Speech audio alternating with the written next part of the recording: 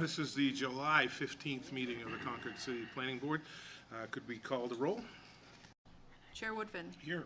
Mr. Hicks. I'm here. Mr. Fox. Here. Ms. Wilbur. Here. Mr. Tarbo. Here. Ms. Savage. Here. Ms. Kondo Demitraki. Here. Ms. Rosenberger. Here. Counselor Todd. Here. Kenningson is not present. Right. And alternate LaFreniere. Job. Got them all right. All right. First item on the agenda tonight is the approval of the minutes, the June 17th minutes. Would someone like to make a motion to approve those minutes as submitted? Moved. Second. Motion's been made and second. Any discussion? Any abstentions? All those in favor? Aye. Opposed? That motion carries. Quick agenda overview for those of you here for items 10A, 10B, 10C, and 10D. That's an application at 3 Palm Street for 10A, an application at 94 Manchester Street for 10B, an application at 110 Manchester Street for 10C, and an application at 52 Lock Drive. Those have all been withdrawn at the request of the applicant. Nope. Sorry, so Sorry. the first, Mr. Chair, the first three are continued. And Sorry, then and the the last last one. is withdrawn. The one I looked at, the last one to say withdrawn. So let's, we'll do them individually. If anybody's here, I started to say, if anybody's here for those items, those will not be heard tonight. They will be heard individually here. I'll tell you in just a sec. Could we get a motion to move? To What am I doing? continue. To continue the 10A to August 19th. 10A to the August 19th, 2026 meeting at the request of the applicant. So moved. Second. Motion's been made and seconded. All those in favor? Aye. Aye. Opposed? That motion carries. Get a motion to continue item 10B to the September 16th meeting at the request of the applicant. So moved. Second. Motion's been made and seconded. All those in favor? Aye. Opposed? That motion carries. And motion on item 10C is to move, to continue item 10C to the August 19th meeting at the request of the applicant. So moved. Second. Motion has been made and seconded. All those in favor? Aye. Opposed? That motion carries. And item 10D, 52 Lock Drive, has been withdrawn. Do you need an application or No action. anything on that? Just letting people know that that won't be heard tonight. So again, 10A, 10B, 10C, and 10D are not on the agenda for this evening. Moves us right on to item 5, design review, applications by consent. All those items are going to be heard. So items 5A, 5B, 5C, and 5D are in the consent agenda. If anybody here in the audience has any questions, concerns, wants to pull any of those applications, if you could make yourself known. If not, any member of the board have any questions or concerns about 5A, 5B, 5C, or 5D? If not, I'll take a motion to approve those submitted with design review comments as submitted. So moved. Second. Motion's been made and seconded. All those in favor? Aye. Opposed? That motion carries. Item 6 on our agenda. If we could read item 6 into the record. Sorry. 6A, sorry, 6A. Yep, it's for a determination of completeness. Yep. By consent. Yes.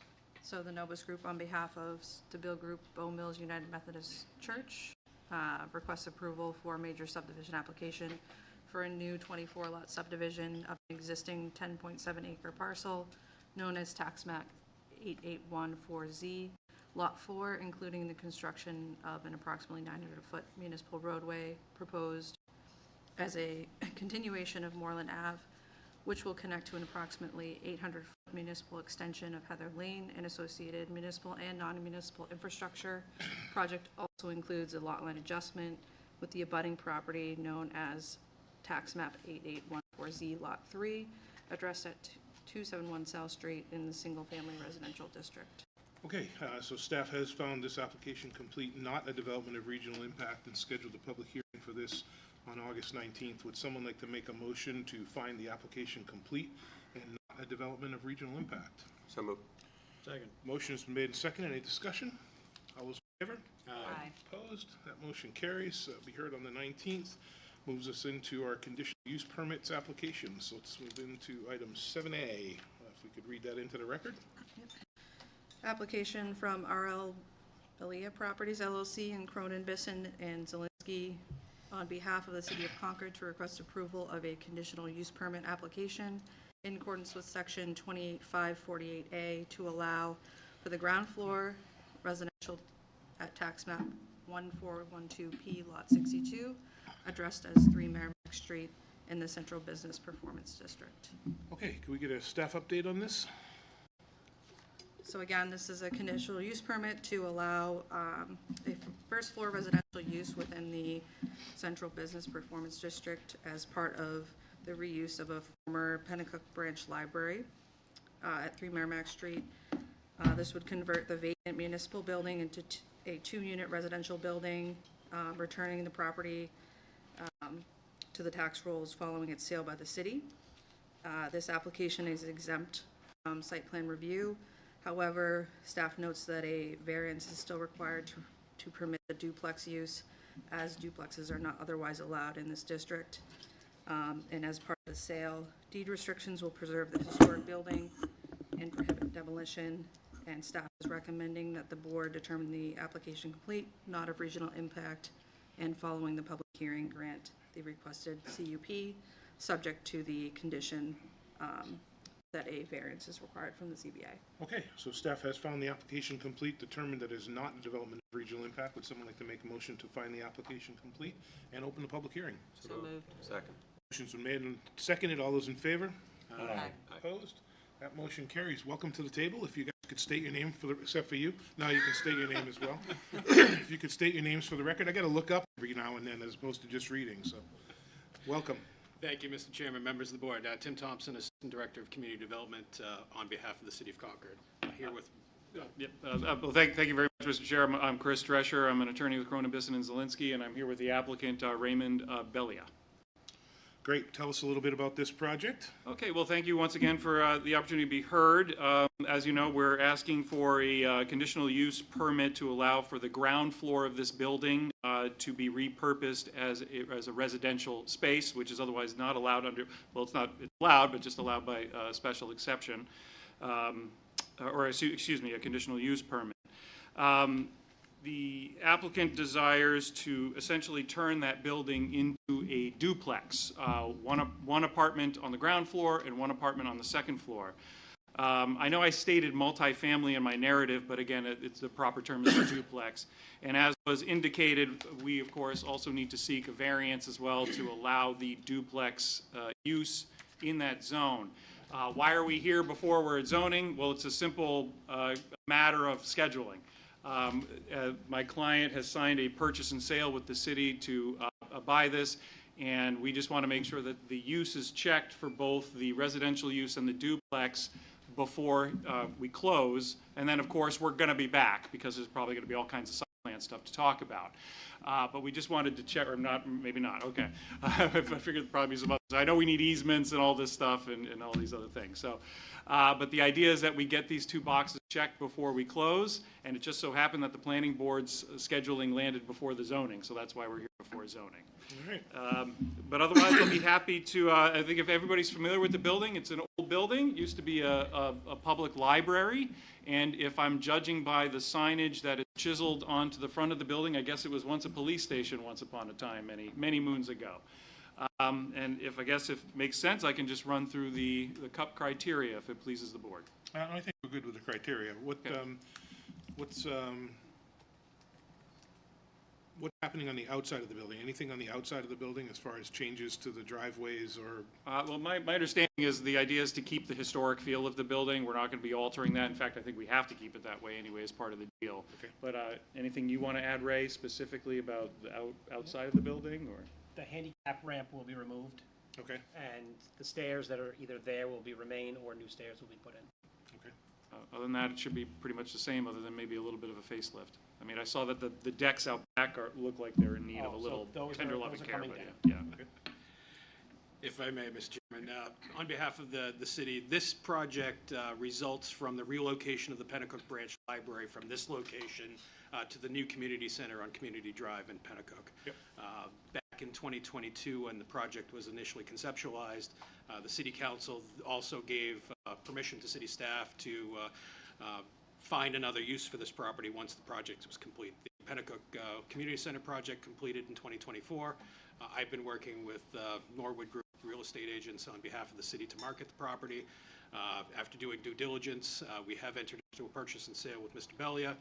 As part of that agreement, we will also be selling the triangular lot at the corner of Sanders Street and Merrimack Street that currently is a vacant city-owned piece. In conjunction with this, because there is no on-site parking available on the actual library site itself, part of the other pieces of the purchase and sale are that we will work with Mr. Bellia about making some parking ordinance changes in this area. Right now, Merrimack Street is a 2-hour limited time limit for parking. We're looking to, because we've recently adjusted parking on Canal Street in Pennacook to 10 hours, establishing a 10-hour zone here is probably something that will be brought in front of the parking committee later this month and eventually to the city council for action. In addition, we are requiring that the property have a historic facade easement or covenant and restrictions to ensure that the historic nature of this building is preserved. And lastly, the other piece of this is that we absolutely believe that Mr. Bellia is the right property developer for this property. We do have language in our agreement that should Mr. Bellia decide in the future to transfer the property to another property ownership group, that whatever property ownership group that takes over the property is either tax paying, or if they're a nonprofit, they will enter into a payment in lieu of taxes agreement with the city to ensure that we're receiving tax revenue, because this property has been tax exempt for several centuries at this point. It's important for the city to get this back on the tax rolls. Happy to answer any questions regarding the process the city has used to get to this point, and we look forward to working with Mr. Bellia moving forward. Great. Questions? Eaton. Probably more a variance question, but the surrounding neighborhood looks to me from the aerial and from what I can recall from being there to be fairly residential. It is. This is central business performance, so it does, it's the same zoning district we have in Main Street in Concord, so the limitations in there are also here in the Pennacook Village area. It does not contemplate single-family and duplex use. Multifamily is allowed, but because of the unique nature of this particular property, it's just not feasible to both meet the historic preservation goals of the city with the building and the reuse opportunities that are available for the property. The duplex, based on all the information we've had to this point, appears to be the highest and best use for the property. Thank you. Councilor Todd. Thank you. I don't really have a question. I just have a comment as the representative of Ward 1, where the property sits. I've long known that the folks in Pennacook have a real strong, hearty feeling for preservation, and so I'm actually very pleased that you'll be working on this project and that you've outlined the development as you have in terms of the facade and maintaining those features. I think that that's very important to the community as part of their heritage. So I'm very pleased with that, and I just wanted to wish you good luck with the project. Thank you. I'll add along those lines, it's one of the reasons why we thought Ray was the right person for this project. He also did a adaptive reuse of a former Masonic lodge in Goffstown, did a very nice job of converting that into residential use. So again, we feel like he's the right person for this project. Great. Any other questions? Any member of the audience have any questions or concerns about this application? No? Okay, we'll close the public hearing. Thank you very much for your testimony. In your packets, Section 8, staff recommends that the Planning Board discuss the adoption of findings of facts, which will include the information provided by our staff report, the testimony that we heard here tonight, and the documents in your packet. Based on the findings of fact, staff does recommend that the board, sorry, I can move on to that. So let's look at 8, I guess 8.1 is to grant the conditional use permit from section 25. Are you adopting the findings of fact? Yes, we are adopting the findings of fact, sorry. It just didn't read it quite the right way. From 28.548A, the residential use on the ground floor of a building within the central business performance district, 3 Merrimack Street in Pennacook, with the following precedent conditions, and those are outlined in just precedent condition A, which is treat to only have one. Would someone like to make a motion to grant the conditional use permit as outlined? So moved. Second. Motion's been made and seconded. Any discussion? All those in favor? Aye. Opposed? That motion carries. That'll move us on to 7B in our agenda. Thank Christopher, you. Thank you. ready? The Honorable Board. 7B. Christopher and Sandra LeGrand request approval for a conditional use permit application in accordance with section 2843D of the zoning ordinance for impacts to the 50-foot wetland buffer for the construction of a residential storage shed, tax map 18Z, lot 12, addressed as 294 Elm Street in the open space residential district. All right, I'm going to do a quick staff update on this one. So again, CUP for wetland buffer impact for the construction of a shed. The applicant did go to the Conservation Commission last week, and the commission has recommended approval of the application. Staff did identify a couple of minor revisions to prior to final approval, including correcting the plan scale, adding some erosion control, and revegetation details, pending your board feedback. But we are recommending that the board determine the application complete, not of regional impact, and following the hearing, grant conditional approval, subject to the precedent and subsequent conditions outlined in the report. Okay, staff has found the application complete and not a development of regional impact. Would someone like to make a motion to find the application complete and open the public hearing? So. Second.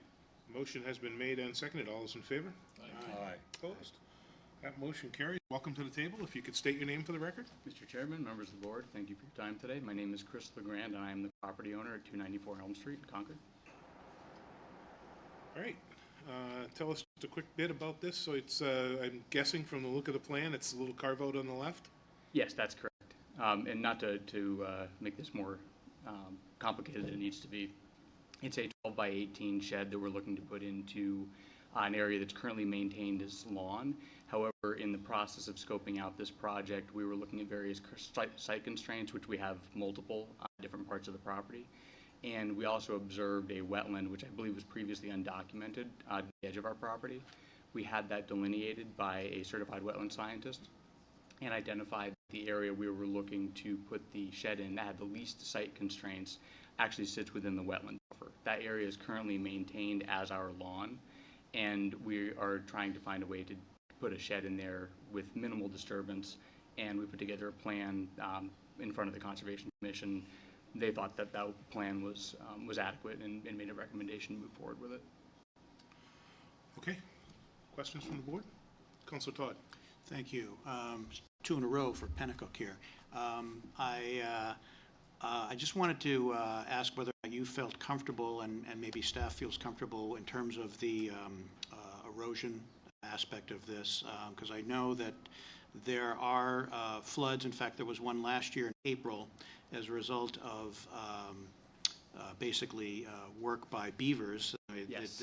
Their dam broke, and you may recall that the Elm Street was closed for a significant amount of time. I'm not sure if your property was directly... Somewhat down the road from us, but we were well aware of that. You're well aware of that. Okay, yeah. And that's the only reason that I bring it up, is that there's still a possibility that Daggett Hill, that area, the water will just come rushing down in those kinds of events. So I just wanted to make sure that everyone felt comfortable that if such an event were repeated and would actually have an effect on your property, you're comfortable with the erosion plan as it sits now. So as of right now, we don't have a specific erosion plan in the plan, and that's something we will be adding as a subsequent condition. A couple of things that I would add to that. Number one being, as far as the water damming and other issues on and around our property, we have had ice jamming in the winter and early spring melt, but that's usually at the front of the property right along Elm Street, so it's right up on the road where that's occurring. The edge of the property that defines the wetland is actually a relatively sharp drop-off from the edge of our lawn down into the wetland area, so it's a very significant multi-foot drop. That has never gotten wet up into our lawn. We haven't had any water intrusion issues over the years we've been there since 2017, which have included a couple of very wet years. Okay, thank you. Okay, other questions? Any member of the audience have any questions or concerns about this application? I did have another Yeah, sure. point to raise, if that's possible. Actually, 2 other points specifically. Not to make this any more difficult than it has to be, but in the subsequent conditions, there were two conditions specifically I was hoping I could raise to the board and possibly get your consideration on a different approach. The first one being the wetland buffer delineation being permanently marked. Number? That is condition number 4. My understanding is that this would require disc or signage markers, and when we discussed this briefly with the Conservation Commission, they felt that it would be not necessarily a good idea or practical to do that, given that the wetland buffer runs directly through the middle of our lawn. So marking it as such would leave us to put signage right directly through the center of our usable lawn. They didn't think, given the scale and type of the project, that it was practical to do that. Not to put words in their mouths, but just paraphrasing. So I wanted to see if there's a way we might be able to either have those markers be temporary during the construction itself, that could be removed afterwards to allow the use of the lawn, or if that requirement might possibly be waived given the circumstances and placement in the lawn itself. Okay, and the other one? The other consideration is item number 6, which is the Concord driveway permit. I just wasn't clear on why that would be included as a condition, because there's no driveway being put in, and driveway access won't be required for any part of this project. Okay, I'll turn to staff. I don't know who wants to take that, but if somebody wants to hit that topic as far as the driveway. You want to go ahead, Pete? I was going to say, I don't mind if the applicant is proposing no driveway or gravel material as part of the shed. I don't mind if the board wants to strike that as a subsequent condition. I would alternatively state that if it remains as a subsequent condition and none of the thresholds are met, then it almost like automatically resolves itself, or it doesn't need to be applied for. But I'm indifferent on that. Same thing if we remove it as a precedent condition or a subsequent condition and the plan changes and he doesn't, need to construct, ultimately it comes down to if the thresholds are hit, and it's there as a flag more than anything. As it pertains to the wetland buffers, I can understand this section of this area where they're putting the shed has been utilized as a yard for about over 26 years. Staff would support the idea that we don't want to construct any permanent markers in what has been maintained for that area. It's another situation. I don't mind. I think it's important to leave the subsequent condition, but we could potentially add language that, subject to the clerk of the board's discretion, markers won't be placed in existing front lawn. The regulation itself also allows that discretion for the clerk for where disturbance is likely.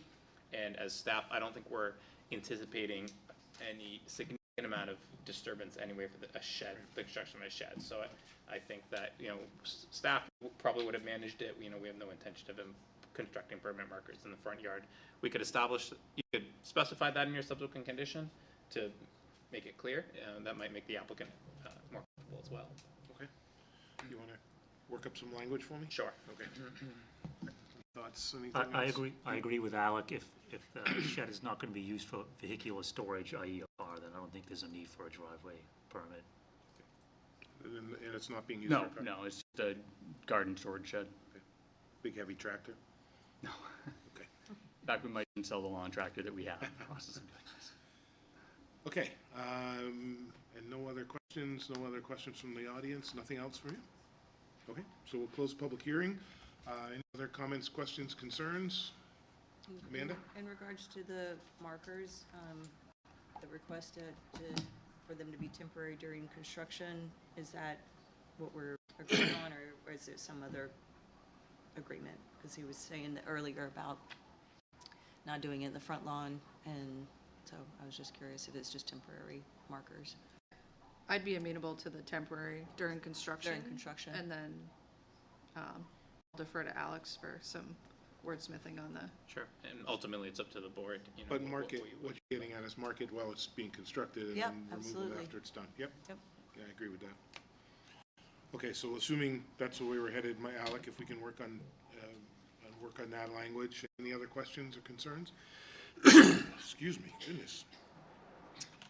Okay, so let's back up. We'll use again as our findings of fact adopt the findings of fact for the information that we've heard here tonight for testimony, the information that's in our packet, and the applicant's submission materials.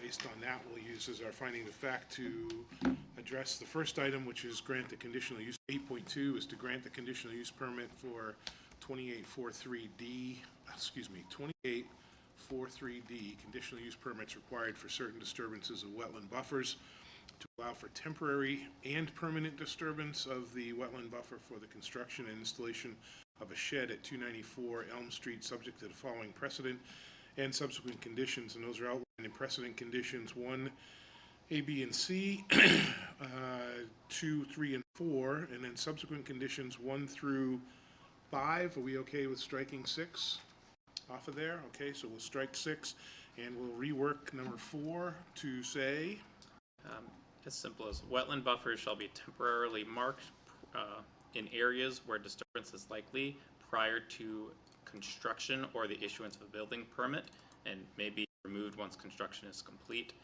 If, in the opinion of the clerk, there are areas outside of the front yard area that may be disturbed, permanent markers will be established. okay? All right, any questions from the board on that? All right, so again, those are outlined in subsequent conditions 1, 2, 3, 4, and 5. Striking 6, would someone like to make a motion to grant that conditional use permit as outlined? So moved. Second. Motion's been made and seconded. Any discussion? All those in favor? Aye. Opposed? That motion carries. That moves us on. Thank you. You're all set. Good luck. Thank you. Appreciate it. No problem. All right, moving on to item 8 in our agenda, comprehensive development plan applications. Read that into the record. 8A. Yep, application from Gallagher, Hannon, Cottrell PC, Jones and Beach Engineering, Inc., and Onyx Partners Ltd. on behalf of Onyx Steeplegate Concord, Onyx Regal Concord, Onyx TD Concord, requesting a comprehensive development plan approval for the consolidation of condominium and re-subdivision into separate lots of ownership in a proposed mixed-use redevelopment to include certain on- and off-site improvements, a fueling station, and approximately 600 residential unit apartments, approximately 329,200 square feet of commercial retail, 5,040 square feet of restaurant use, tax map 611Z Lot 40, 270 Loudon Road, 611Z Lot 39, 282 Loudon Road, 61Z Lot 9, 277 Cheap Davis Road, and 611Z Lot 41, 260 Loudon Road, all within the Gateway Performance District.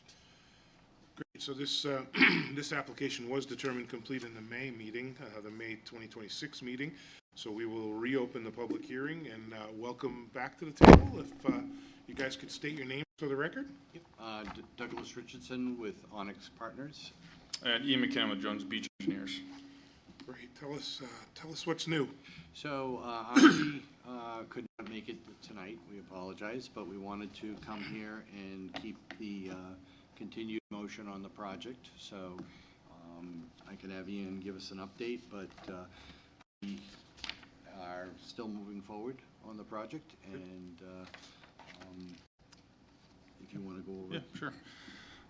Yeah, so for the CDP portion of the project, we received the staff comments, both staff and engineering, actually as of today, knowing that today was the resubmission deadline for the August meeting.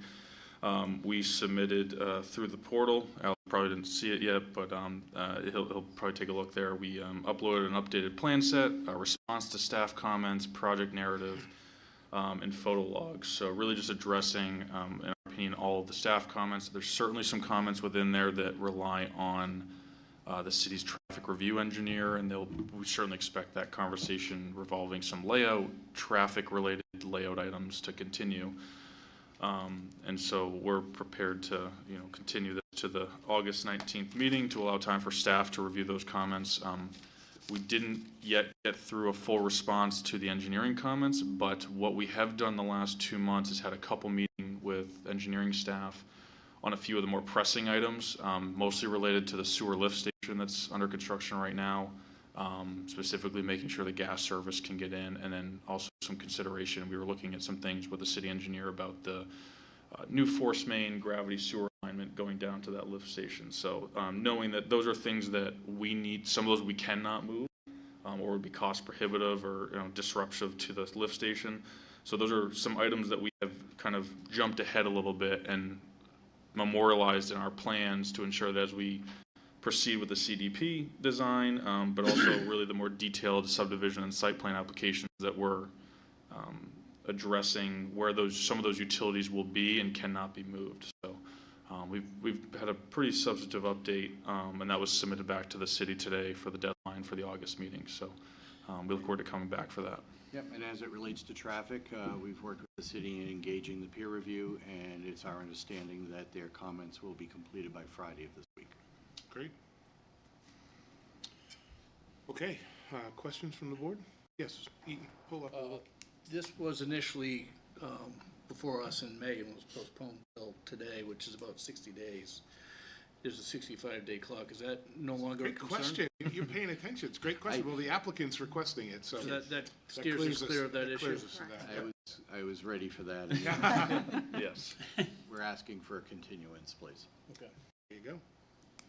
Other questions, comments from the board? Any member of the audience have any questions or concerns about this application? Oops. Yep. Yeah, I'll have you guys step back for a minute.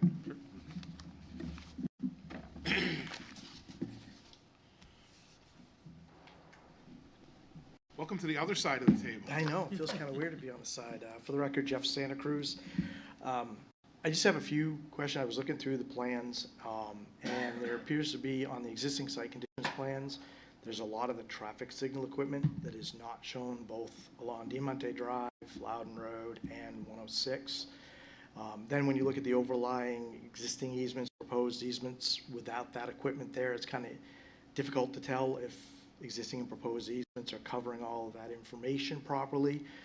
So I'd like to say as part of the next review that should be included. I've also noticed that they're proposing the new sidewalk on Diamante Drive with a sidewalk easement.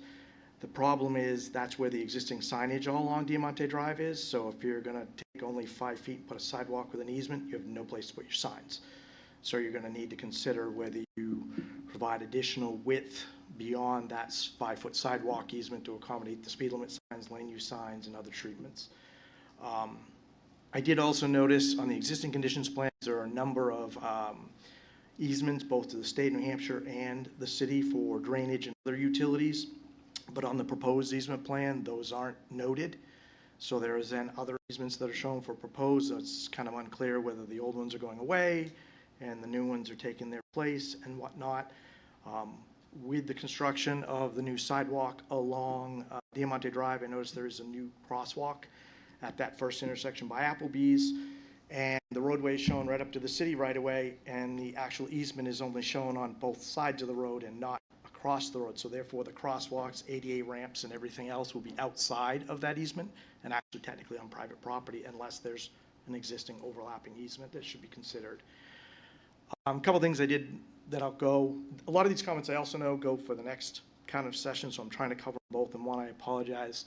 The other one I did notice is there's not a lot of accommodations for bicycles on this. I saw one reference, I think on sheet C1.1, I think it was, for a 6-foot shared use path.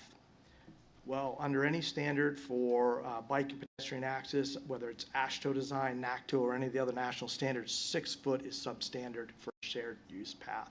8 foot is the absolute minimum that is required, with a 10 foot being like the recommended, so you can have a bicycle and a pedestrian pass each other at the same time. So if that is going to be the case on, I think it's Road 1 on the eastern side of the site, then I'd highly recommend the city consider asking for a 10-foot path. And as the engineering did notice in their comments, this site has got very poor interconnectability on sidewalks. You know, I was a big proponent when we talked at Exit 17 about interconnectability. I noticed there are a lot of places here where you could literally have to walk a circuitous route to get from one. You come in off 106, and to get to the bank, you literally have to go in, across, over, back, and back into their lot. You literally can't just have an access. The residential lot on the most eastern side doesn't even connect to the rest of the site by any sort of crosswalk. Another thing is the sidewalk easements that are shown along Route 106 will have to be approved by the state, and will have to have some agreement, I believe, between the city and state for maintenance if, depending on who the easement's actually issued to. There was one other thing, I apologize. I'm pretty impressed that you got all that out and didn't have to even look at your notes. Oh, well, you know me well enough. A couple things is, I think in the CDP guidelines, it actually says that you're supposed to have open space shown, and I didn't see anywhere on these plans where it indicated any sort of considerations for open space, except for inside the three sides of some of those residential buildings. So I was a little concerned that this site has an awful lot of pavement and not a lot of grass, landscaping for all these residential units. I mean, where do we expect 600 people to go and have any sort of outdoor space? So that's something I think the board should take into consideration as they're moving forward. Now I will look at my notes that you said. I think that was most of it.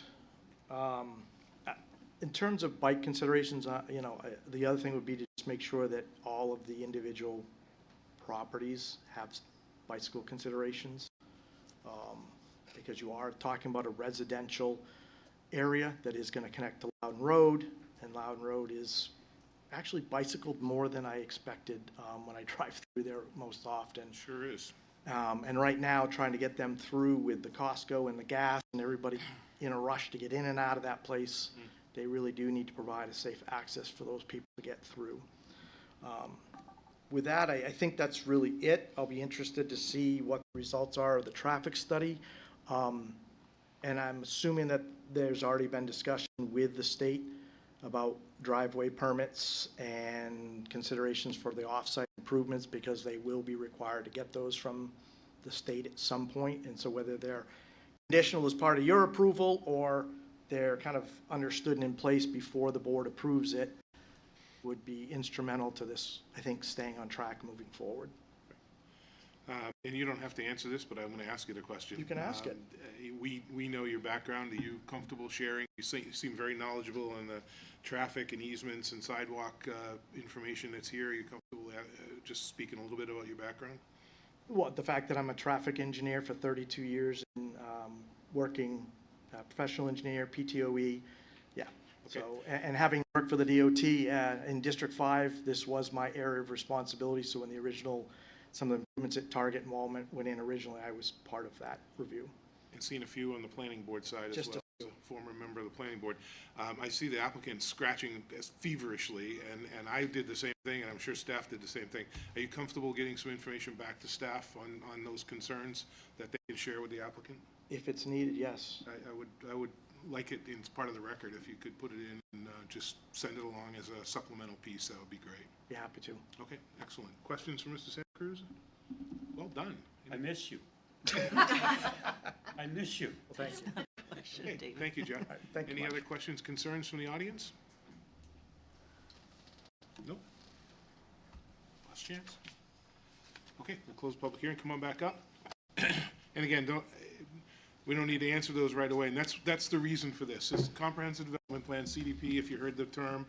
Comprehensive Development Plan, you've been here once, you've been here a second time, another time coming back, and this is the type of information that comes up every single time. And it's great information. Somebody else will be lights, somebody else will be snow removal, somebody else will be whatever it might be. It's great information that you guys hear, helps you get a better product together, and at the end of the day, when it comes to the decision-making process, all of it, we've got the questions and answers already done. So it's perfect. So, and if people can't do it here, they're welcome to send the notes into the staff, and they're part of the record as well. We look forward to the notes. As you said, we took. I saw you writing, and I don't know if I figured can I'd read ask. it, but And I can't read my own writing. But. Exactly. And to summarize, yes, the package may need some more notes in areas of easements and items he's mentioned, as well as more clarification on sidewalks and width. So we'll absolutely take those in consideration and incorporate.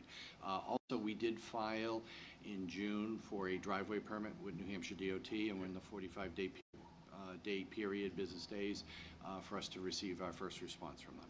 Great. Okay, Dina. Thank you.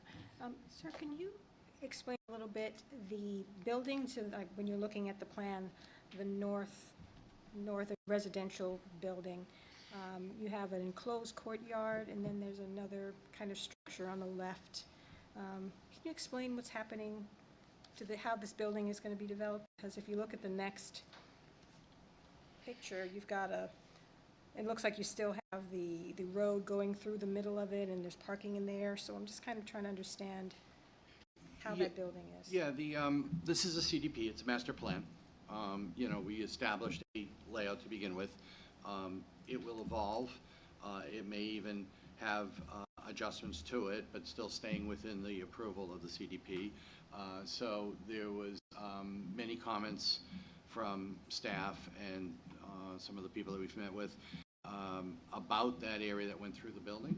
So we've looked at a redesign where there is no roadway going through the building. It also started to become concerns as for clearance of emergency vehicles, fire apparatus. So we have a newer footprint that does not need that, and we can self-park the property without having those parking spaces in that roadway through the building. So those parking spaces underneath the building there, that won't be any longer? That's correct. And there's a curb cut on Road 2 that gets you under the building.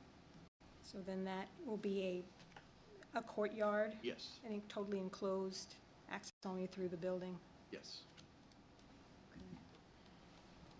Not like a walking path underneath, but just totally enclosed within the building? Yeah, it'll be totally enclosed. And what we call buildings 2 and 3, which is the southern and the northern, they both have open space areas that are open to the public. Oh, okay. Great, thank you. Okay, other questions? Okay. I did have a question. Yeah, sure, go ahead. Looking at the C2L, the landscaping plan, in regards to Dina's question, I don't see that there's much identified other than a few tree marks. Is there another page that I should be looking at regarding the landscaping plan? Well, landscaping will be part of the site plan Okay. review submission. Great. And we will have a registered landscape architect who we did engage and is working with the architect on the conceptual, but we didn't want to show every plant material. But yes, consistent for the residential, there will be park area, dog park, enhanced landscaping in those open spaces and the streetscapes in that area. Great. I look forward to seeing that. Yeah, Leon. Quick question, and it may have been something that was raised earlier. The portion of the existing mall that is to remain, that is shown as the relocated health club and trampoline park, will the design elements of that remaining structure be keyed to the design theme for the rest of the project, or is it going to be completely different? I mean, we've seen some, or I've seen some representations for the other buildings, but not for this one. We will be upgrading, as well as the fact that the western wall is currently an interior wall to the mall. So yes, we will have a color scheme and material palette that is consistent with the other buildings in that area. And some of that was represented as part of that demolition site plan, the amended site plan package as well, when we Correct. showed that. So there is some stuff that's been reviewed by the city and ADR. But as we submit the site plan review, we will have full architectural elevations with materials called out for the submission package as required. Thank you. Councilor Todd. Thank you.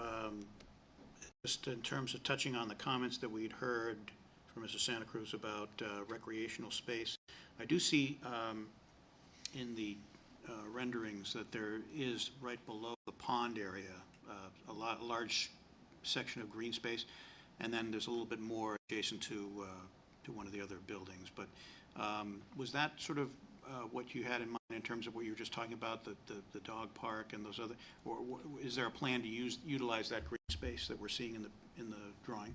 We were limiting the area by the pond due to the fact that it was impacting buffers to the wetland. The areas we're talking about is the R3 building, which is the northeast corner, the upper right of the plan. And again, this is a conceptual rendering, so it's not perfect, but you can see how there's a little error in the rendering up top. That little piece of building that goes across the upside down doesn't belong there. And there is a green, there's a green space right in there. There's green space also open on what we call R2 over by the existing building. That was rendered as building you're talking about. correct, and that's the updated footprint that eliminates the roadway through and Right. self-parks. Right, okay. So yeah. that green area up by the pond, there's a lot of utilities there. There's the level spreader that handles the storm drainage. There's a major upgrade of the pump station that's occurring right now. So, we're not looking to do a major vegetation clearing of it to do that. Really focus on at the Loudon intersection to Road 1. You can see there's a green space there that we've created, as well as the ones at the residential. I guess, yeah, if I follow up, so it really, it's the proximity to the pond that's the issue in terms of. Yeah, we've had a couple something. meetings already with Conservation Commission, and there was not a heavy desire to make that as a public type space. That's a focal point, yeah. Yeah, or a focal point, Yeah, it looks as nice as it's going to look on the plan set. Also, if you notice, the pad buildings along Diamante have been set back with green space. There'll be patios. So, those are more of multiple small tenants. Could be, as you know, people that want outdoor seating for food and those type of uses. So, that actually has a nice public element for people who are in the apartments to come down and engage with those buildings. Okay. Anything else? Okay. And again, for the record, you're requesting that this, lost my Just place. make a motion for me to August 19th. Make a motion at the applicant's request to want to keep the public hearing open? Just continue the meeting. Continue. Right? Continue the meeting, continue the public hearing until the August 19th meeting. I'll make that motion. Would someone like to second that? Second. Any discussion? All those in favor? Aye. Opposed? That motion carries, and you can stay right at the table, I guess. It's going to go to Section 9, Design Review Applications. I'll read item 9A into the record if we could. Gallagher, Callahan and Cottrell PC, Jones and Beach Engineering, Inc., and Onyx Partners Ltd. On behalf of Onyx Steeplegate Concord LLC, Onyx Regal Concord LLC, and Onyx TD Concord LLC requests non-binding design review consultation as part of a development review application for the consolidation of a condominium in re-subdivision into separate lots in ownership and a proposed mixed-use redevelopment consisting of multifamily apartment dwellings, retail, and restaurant uses, tax map 611Z, lot 40, 270 Loudon Road, 611Z, lot 39, 282 Loudon Road, 61Z, lot 9, 277 Sheep Davis Road, 611Z, lot 41, 260 Loudon Road, all within the Gateway Performance District. May I say Okay, anything? yes, go ahead. So again, this is a preliminary non-binding design review consultation, and therefore it actually doesn't technically require completeness acceptance per the statute, but per Concord regulations it does. So we will have to go through that exercise, Mr. Chair. Okay.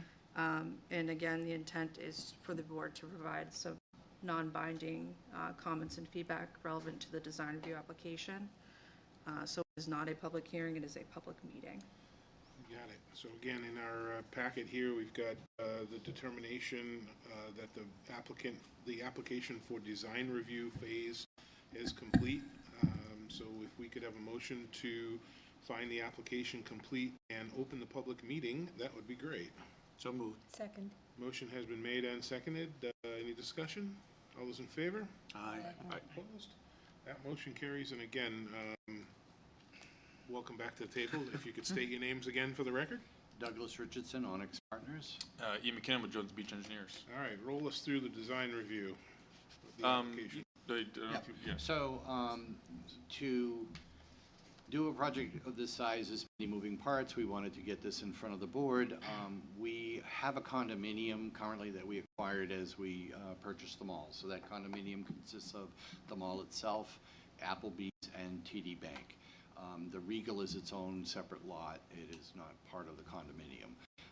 In order to remove and dissolve the condominium and the deal structure with the large warehouse project, we need to subdivide. So we have submitted for subdivision. The Applebee's would be its own lot, the TD Bank would be its own lot, the warehouse use would have its own lot, and then the rest of the Steeplegate Mall would be the fourth lot. We've gone for some variances on frontage requirements for this. But the reason why it's non-binding right now is to properly execute the subdivision, we can't have a property line running through the middle of a building. And we're going to be taking down the mall. So we wanted to at least get the process, get comments, get going on this, and then ultimately, as we get to the point that we can remove the Sears and the Mall portion of this project and then, be able to perfect the subdivision. Okay. Anything else from staff? Sorry, I didn't ask for a staff update on this. I don't know if you have anything you want to bring to bear? Just to note that, again, the intent of this meeting is that the design review phase, if you will, for this application will be complete at the end of this public meeting, and the expectation is that a hearing will be scheduled at a later time when the... Okay. And architectural design review is not part of this process, right? Correct. Correct. The applicant did, the architectural design review is not required for either the CDP Right. or this design review phase. The applicant did choose to go before architectural design review. I think those, that is reflected in the staff reports for the CDP application. Okay. But so they went for them, started to get some feedback, kind of the whole effort of get it, hear as much on the application so they can move forward and try to, help the design through the process. Okay. Questions from the board? Anything? No? Okay. That's all you need to do. So that's all we need to do. We don't, no motions, no actions needed on the design review phase, so you're knocking down a couple of pins here. Yeah, that's all we needed. Off we go to the August meeting. Yeah, and the lots meet all the requirements, and Yep. the areas that we needed variances, we secured those variances. And you guys are dotting the i's and crossing the t's. It's good to see. You can formally request a continuance to Yeah. August. I wasn't if sure that's if you your wanted, Oh, yeah, that's- I didn't if we know can if you wanted continue- to yeah. continue the design review phase to August as well, or if you wanted the board to. Yeah, let's do If that. we can request that now, then August, I know Ari would like to be back and do the house cleaning on the application, so, that's, yeah, we'd be fine with this being continued to the August meeting as well. Correct. You still don't need a motion for that, right? I don't, because it's non-binding, so we'll just... Yeah, or at the applicant's request, continue the public meeting to the date certain of August 19th. That way it's on record that you didn't close the design review phase. Great. Excellent. Okay. All righty. Thank you. We'll see you next month. Thank you. Okay, let's move on in our packets. Section 10, again, if you came in late, 10A, 10B, 10C, and 10D are all off the record for tonight, and we're going to go right to 10E. In our packets, if we could read 10E into the record. Stonefield Engineering and Design, on behalf of Associated Enterprises, Inc., requests major site plan, architectural design review approval, and certain waivers from the site plan regulations for the conversion of an existing 15,341 square foot office building into 21 residential units and associated site improvements, tax map 6414Z, Lot 1, 103 North State Street in the Civic Performance District. As part of the major site plan, the application also requests a conditional use permit approvals. One pursuant to section 2845E1 of the zoning ordinance, not require a non-residential use for a lot greater than 20,000 square feet that is located within a performance district. The second, pursuant to 28778C2 of the zoning ordinance, to allow for an existing driveway on an arterial road with less than 200 feet of separation from adjacent drives be expanded to 24 feet in width to accommodate two-way traffic. Okay, any other staff update on this? No, we could let the applicant speak, but the applicant has been before you a few times. They've made a lot of changes, not a lot, but they've made certain changes that were requested either by staff or the board. They've reconfigured the location and the way that they're going to do trash pickup based on feedback that was received. So staff is recommending conditional approval for the board on this application. We're recommending granting most of the waivers they are requesting. We are recommending denial of the waiver to request the installation of bituminous curbing. Okay, welcome to the table. If you guys could state your names for the record. Thank you. My name's Adam Drake. I'm with Stonefield Engineering and Design, based out of 120 Washington Street in Salem, Mass. And I'm here representing Associated Enterprises and the proposed adaptive reuse at 103 North State Street. And Craig Jones with Inscription Architects here on this project at 103 State.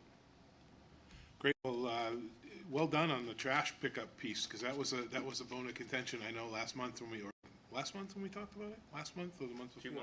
2 months ago when we talked about it. So well done, kind of figuring out how to handle that. I don't know who did that, but that was well done. So give us a little update on where we are. I know we talked about this once before. Bless you, and we'll go from there. Yeah, so since our last hearing in May, we've been working closely with town staff to address kind of the larger concerns that came up at the last hearing.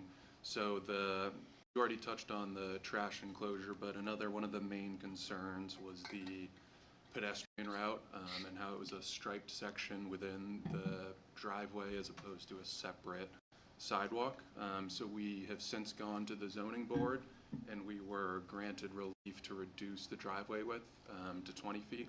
So now we're providing a full access 20-foot wide driveway with a separate 4-foot sidewalk, and that's going to have a 6-inch curb, so it gives you like a nice physical barrier between the path of travel for the cars and then the pedestrian access. And along with that sidewalk provided, it is ADA compliant, going all the way from North State Street to the building and then down to the accessible parking spots.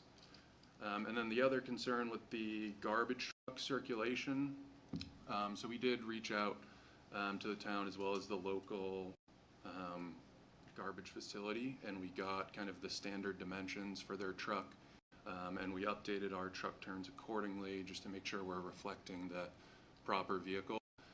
And then we did relocate it as recommended from kind of that top right corner of the plans to the top left where the ADA parking used to be. And we also worked with the owner and the architect to get rid of the exterior trash enclosure. They're going to be designating an area in the first floor to store the garbage, and then when it's time to haul it off site, they'll wheel it out, and then we provided that striped off kind of trash hauling area. And then we also provided the separate truck turn showing that it can come in and then with one movement it can turn around and then pull out. That being said, we appreciate the board and the town staff really working with us through this application, and if you guys have any additional questions, we're happy to answer them. Okay. Questions from the board? No? Any member of the audience have any questions or concerns about this application? No?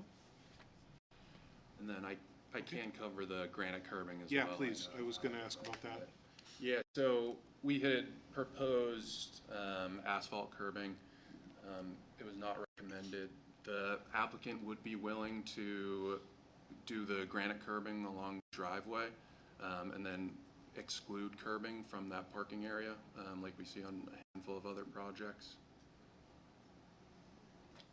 I think that you'll find that curbing is required around the perimeter of the parking lot due to the size of it. Yeah, we had read through the zoning ordinance. I believe the threshold was 25 parking spaces, and then it would be able to get waived. I'll look into it. But yeah, if the asphalt curbing is really a problem, and it sounds like it is, we would prefer to move this route if the board is open to it. Okay. Well, we'll find out. We will. Okay. And just for the record, we've been very, the bituminous curbing, we've been very critical of in the past on certain applications. If there's hills, if there's, the water flowing down through it, if there's, going to be plows hitting it, et cetera. So. Understood. It's an issue that we want to try to be consistent on, but don't want to put a burden on the applicant to do it if it's really not needed, so. Yeah, no, we appreciate that. And if it does help, we have graded that parking lot, or regraded it, I should say, that no stormwater would be running along that curb line. It would all be coming into the inlets in the center of the parking lot. Okay, so, again, if there's an approval piece of it that goes through, it would be contingent on, if we say you're gonna have to do it all the way around, that's one thing. If we say you can do just the granite up and down the driveway and don't need to do it on the other, it's contingent on staff getting some clarification on how you read the statute versus how they read it. So, Okay. Okay with that, all right. Yep. Okay, questions from the board? Anything? Okay. I can provide an update. Yep, on hit me. Curbing. So,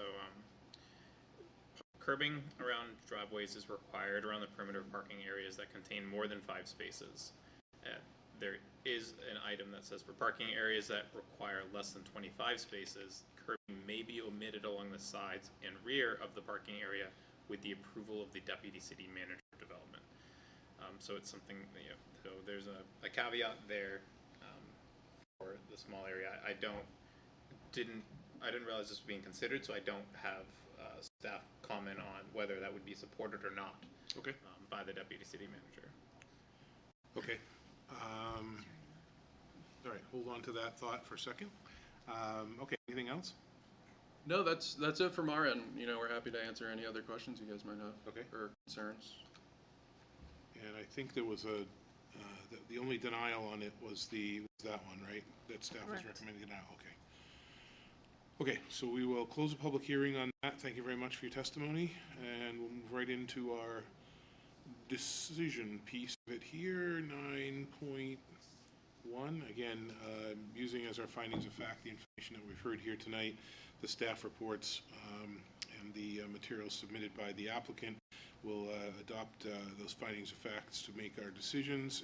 And 9.2 is to grant the waiver request below for the listed sections of the site plan regulations using RSA 674-44-3E and section 3608 of the site plan regulations, and those are outlined in your packet under A, B, C, and D for plan certification, width of the sidewalk, tree plantings, and building and facade lighting. Would someone like to make a motion to grant the waiver requests as outlined?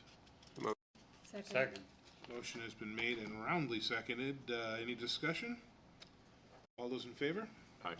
Opposed? That motion carries at 9.3. So this is the one on the curbing. So staff's recommending denial of the waiver request from the listed section of the site plan regulations because the request does not meet the criteria of RSA 674-44-3E and section 3608 of the site plan regulations. And again, this is section 18.19 curbing and guardrails. Any discussion, any thoughts? You saw plans.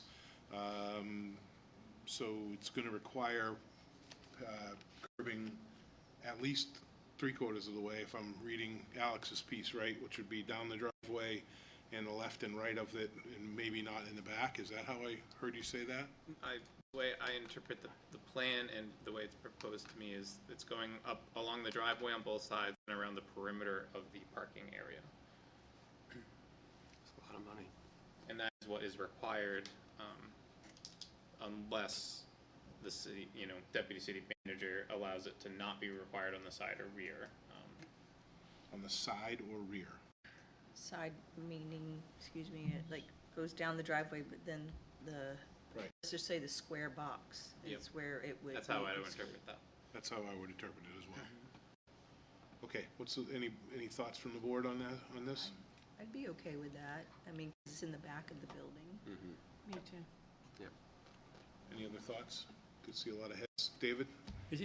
So it's clear to me, in that back square, the box, is it our decision at this point to either no curbing or required curbing? I would want to be very, if the board wants to require that, I think that's a reasonable condition the board could place on this, and you could be very clear about that. I think that our zoning requires it unless the deputy city manager says it's not. So if the board is in favor of that or indifferent, it could be a good consideration point if the applicant requests that of the deputy city manager. I'd want to make sure that it's not a requirement of the board that it is there. So the process is now in basically their hands with the deputy city manager? Unless you as the board say, we want that perimeter curbing. So there's three things at play here. So you've got either all bituminous curbing all the way around the whole thing. You've got granite curbing up and down the driveway and nothing in the back, or you could do granite curbing up and down the driveway and bituminous around the outside. I believe so. You could do three different ways. If you grant that waiver to allow a partial, yes. I'm inclined to go in that route. Again, and I don't Which know route? the putting curbing in it. And I don't think it's a different project than having it on a big slope where we don't have to. I'm not opposed to not having any curbing in the back at all, given how tight the lot is, given how snow plowing and things like that's going to rip up that bituminous curbing anyways. I'm inclined to probably say put the curbing in where it matters, which is up and down the driveway, and then if they can get an approval from the assistant city manager, they'll do it that way.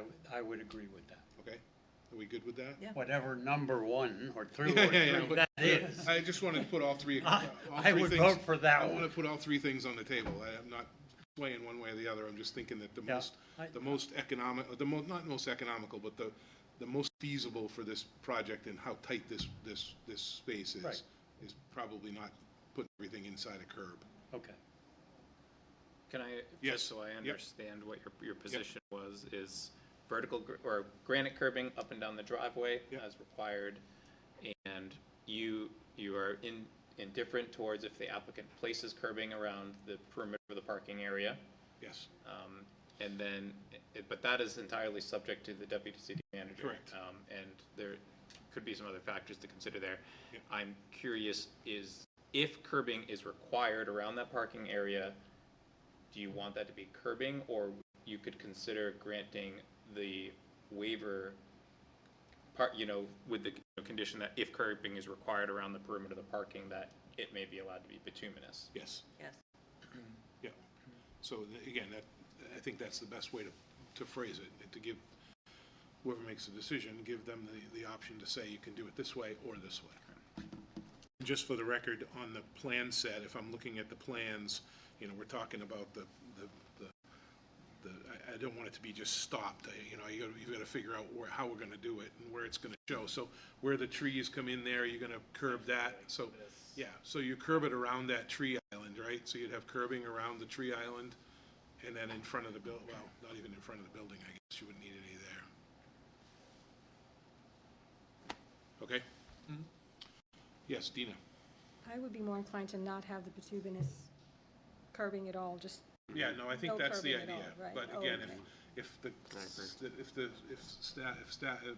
assistant city manager comes back and says they want the curbing, we're okay with the bituminous to curbing around the parking lot is an option, as opposed to going all granite. Right? I don't want to put words in anybody's mouth, but that's just, again, being economical as well. So. Okay. So, denial of the waiver still? No, I think you would be potentially looking to, based on the adopted findings of fact, you would be voting to approve the waiver request from the site plan regulations using the criteria of RSA 674-44-3E and section 3608 of the site plan regulations for section 1819 curbing and guardrails to allow for the use of asphalt curb if required around the side and rear of the parking area. Okay, so 9.3 is to grant that waiver request as Alec just outlined. You comfortable with that? Yes. I'll make that motion. Second. Second. Motion has been seconded. Any further discussion? All those in favor? Aye. Aye. Opposed? That motion carries. 9.4 is to grant the conditional use permit for section 2845E1, mixed use component required to not require a non-residential use on a lot larger than 20,000 square feet and is located within the CVP district. Someone like to make a motion to grant that conditional use permit as outlined? So moved. Second. Motion's been made and seconded. Any discussion? All those in favor? Aye. Opposed? That motion carries. 9.5 is to grant the conditional use permit for section 2878C2, separation of driveways in non-residential districts, and section 28711F, driveway separation alternatives, to not require 200-foot separation be maintained between adjacent driveways on adjacent lots located on collector and arterial streets. My goodness. Someone like to make a motion to grant that conditional use permit as outlined? So moved. Second. Motion has been made and seconded. Any discussion? All those in favor? Aye. Opposed? That motion carries. I don't know, 200 feet, how far you'd be down into 3 properties down the street. 9.6 is to grant architectural design review approval for the conversion of an existing 15,341 square foot office building to a 21-unit residential dwelling, associated site improvements at tax map lot 641-4Z lot 1, addressed as 103 North State Street in the CVP district as submitted. Would someone like to make a motion to grant architectural design review approval as outlined? So moved. Second. Motion has been made and seconded. Any discussion? I have a question. Yeah. So it's, 21 units, we're talking about 21 parking spaces, so 1 parking space per unit? Say again? Correct. Yes. Yep. Okay, thank you. Okay. All those in favor? Aye. Opposed? That motion carries. 9.7 is to grant major site plan approval for this conversion of an existing 15,341 square foot office building into 21 residential dwelling units and associated site improvements. Okay, notes are outlined in precedent conditions 1A and B, 2, 3, 4, 5, and then subsequent conditions B, or subsequent conditions 1 through 13. Anything else need to be added to that or tweaked, Alec? Not that I'm Nope. aware of. Okay. Would someone like to make a motion to grant major site plan approval as outlined? So moved. Second. Motion has been made and seconded. Any further discussion? All those in favor?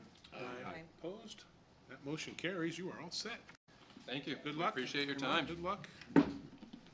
Good luck. Thank you very much. All right, let's move on. You guys don't want to stick around for the rest of it? We might watch the rest. Okay, yeah, I'm sure. Yeah, sure. Count my blessings there. All right, let's move on to item 10F in our agenda, if we could. Wilcox and Barton Inc. on behalf of 3JB LLC requests major site plan approval, architectural design review approval, and certain waivers from the site plan regulations for the construction of a new 2-story, 3,500 square foot commercial addition with basement and the conversion of existing structures into 5 residential units and certain site improvements, tax map 7413Z, lot 9, 4749 South State Street. As part of the major site plan, the applicant also requests a conditional use permit per section 28711F, driveway separation alternatives to allow existing driveway to remain 174 feet from an intersection where 200 feet is required. Okay, do we want to get a staff update on this? Yes, I could do that. So we are recommending the board grant the requested waivers, the CUP, ADR review, and then conditionally approve the major site plan, subject to the conditions outlined in the staff report. Outstanding. Welcome back to the table. If you could state your name for the record. Thank you. Good evening. My name is Erin Reardon Lambert. I'm with Wilcox and Barton. I'm the site civil engineer for 3JB Properties LLC. They purchased 47 and 49 South State Street, which is the former McLeod's. Well, it's still going to be McLeod's, but it's that property. So the plan before you is to renovate and continue the commercial space, which is McLeod's. But The portion of the building that was being used as commercial is a 3-story building that used to be, back in the day, a 2-family, and we'd like to convert that back to residential. McLeod's would undergo a renovation and reopen in the fall, and that would be phase 1 of the project. And then phase 2 would be to construct 3 residential townhouses attached to the building where the greenhouses formerly were. They were just removed. So we're requesting to phase the project for a couple of reasons, but primarily South State Street is under moratorium until the fall of 2027. So the project would be to remove the greenhouses, which has actually happened, to renovate the commercial space, to convert the 2-family, and reuse the existing parking lot as it exists today. The only utility work that's required is the building does need to be sprinklered, but we can bring that sprinkler connection in off of Concord Street, which is not under moratorium. So that would be phase 1 that will be completed summer, fall of this year. Then next year, the goal is to demolish, there's an old garage there, to construct these 3 townhouses, install utilities after the moratorium expires. We'll be bringing water, sewer, and gas off of South Street. And the electric is already there. There's a line that comes in over the Waters Funeral Home property. At that time, the property would have 31 parking spaces, which is what's required by code, 28 surface spaces, and 3 in the garages. We'll be adding site lighting, landscaping, and a little bit of drainage control. There's basically drip edges along the northern edge of the 3 townhouses. It was interesting to find out the existing property actually had a variance to exceed lot coverage. So they were about 85% impervious. And the redevelopment will be below the 80%, so we no longer need the variance. We'll be at about 78%. We will be making some improvements to the parking lot. If you look today, the parking just stretches across. There's no interconnectivity between the one entrance that's the main entrance by McLeod's and then the shared entrance that's on the south side. Shared with there's a multifamily property to the south. And as we were talking to staff, we had to go through a lengthy zoning process. We also were talking about the site circulation, how this is problematic for customers, for emergency vehicles and such. So as part of the phase 2, we're going to open up that area and have an interconnection. So that will improve the site circulation for customers as well as residents of the building. So as I mentioned, in order to reuse the existing parking lot in the building, we did have to get a number of variances. We received 7 variances from the zoning board, and a couple of them also require a waiver from you, so that's why I'll walk through them. So the main entrance is about 20 feet wide. There's 2 beautiful mature trees that flank each side of it. We were granted a variance to allow the driveway width to remain at 20 feet. The aisle width then tapers to 22, where the city requires 24. We did receive a variance for that, and we have a corresponding waiver to request from you. The loading zone, I'll have a picture of it to show you, but it's uniquely on South State Street. It's existing, it's inside, so it's really nice, and all the parking and the sidewalks have already been built to accommodate it. We did receive a variance for that. I have a corresponding waiver request before this board this evening. The parking also doesn't quite comply, so we have some parking in the front yard. It's within 5 feet of the property line where we can't put landscaping. So these are all variances that we obtained. So before this board this evening, I am requesting 4 waivers from you for preliminary landscaping. Basically, we have a shared easement with the property to the south, and so that parking and that easement can't be changed. It's written into the deed of both properties. And so to keep the parking configuration and to use that, we've requested a waiver to allow that to continue. And then the same thing with parking in the front yard. In this zone, it needs to be outside of the front yard by 10 feet, and it's just slightly in there. Again, the loading space, you can see I put an arrow, and I have some pictures I'll show you in a moment, but it's located on the South State Street side where the loading zone needs to be on the side or in the rear. And lastly, the city has a standard dumpster dimension. It's 12 by 12. We're still able to put a standard 8-yard dumpster in an enclosure that's 10 by 12, so we're asking for a waiver to just have a reduced pad from the city's typical, but it still does accommodate a full-size dumpster. And as you can imagine, in a downtown compact urban lot, having those 2 feet just gives us a little extra wiggle room, but still has the same capacity. And then lastly, we have a CUP because the existing driveway is 174 feet from the intersection with Concord Street, where 200 feet is required. It's an existing condition. We're not planning to change it. It has worked for a number of years. And we're happy to maintain those big trees, frankly. So just to give you a couple of pictures of some of the things I've talked about. So this is the north end of the property on the corner with Concord Street, and you can see that 3-story is connected to the commercial piece, and that's going to be what's going to convert it back to a 2-family. And you see the overhead door, that's the loading zone. So when the city rebuilt South State Street, they already accommodated it with no parking and the curb tip downs and whatnot. And it's a lovely space, so that they pull inside to do the loading. The truck doesn't sit outside, it actually physically goes inside. And McLeod's will continue to use that as they have for a number of years. These are the 2 driveways that we have that are existing. The one on the left is the main entrance with those 2 beautiful trees. We are looking into trimming those trees back. They both hang over the right-of-way, and we did get a comment from Emergency Services that they'd like to see those trimmed so they can make sure they have full access. So we're working on that. And then the one on the right is the smaller access that's shared with that multifamily to the south.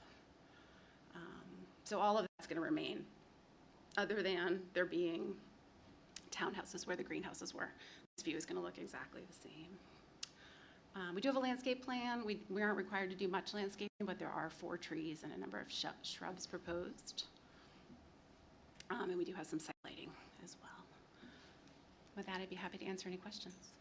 I know you said the driveway, the parking area on the south end of the property is a shared property. How many housing units in the south? 4. And so. And they have their own parking on the side. They that's their only driveway means of access into the property. So that's still the primary parking is there for McLeod's. Okay. Yes, exactly. Great question. Green car was in front. The dumpster pad, the 10 by 12, when you said the standard is 12 by 12, is it, help me out, is it currently existing, or this would be a new? This would be new. And what advantage do you have by that extra 2 to be a 12 by 12? Like what? It's just less impervious, and we, frankly, before the city standard, we were using 10 by 12s. They're just bigger than they need to be. There's plenty of room in 10 by 12, so I was just trying to keep impervious down and give everybody a little wiggle room for the parking spaces and for the residents coming in. So it's 2 feet smaller, narrower.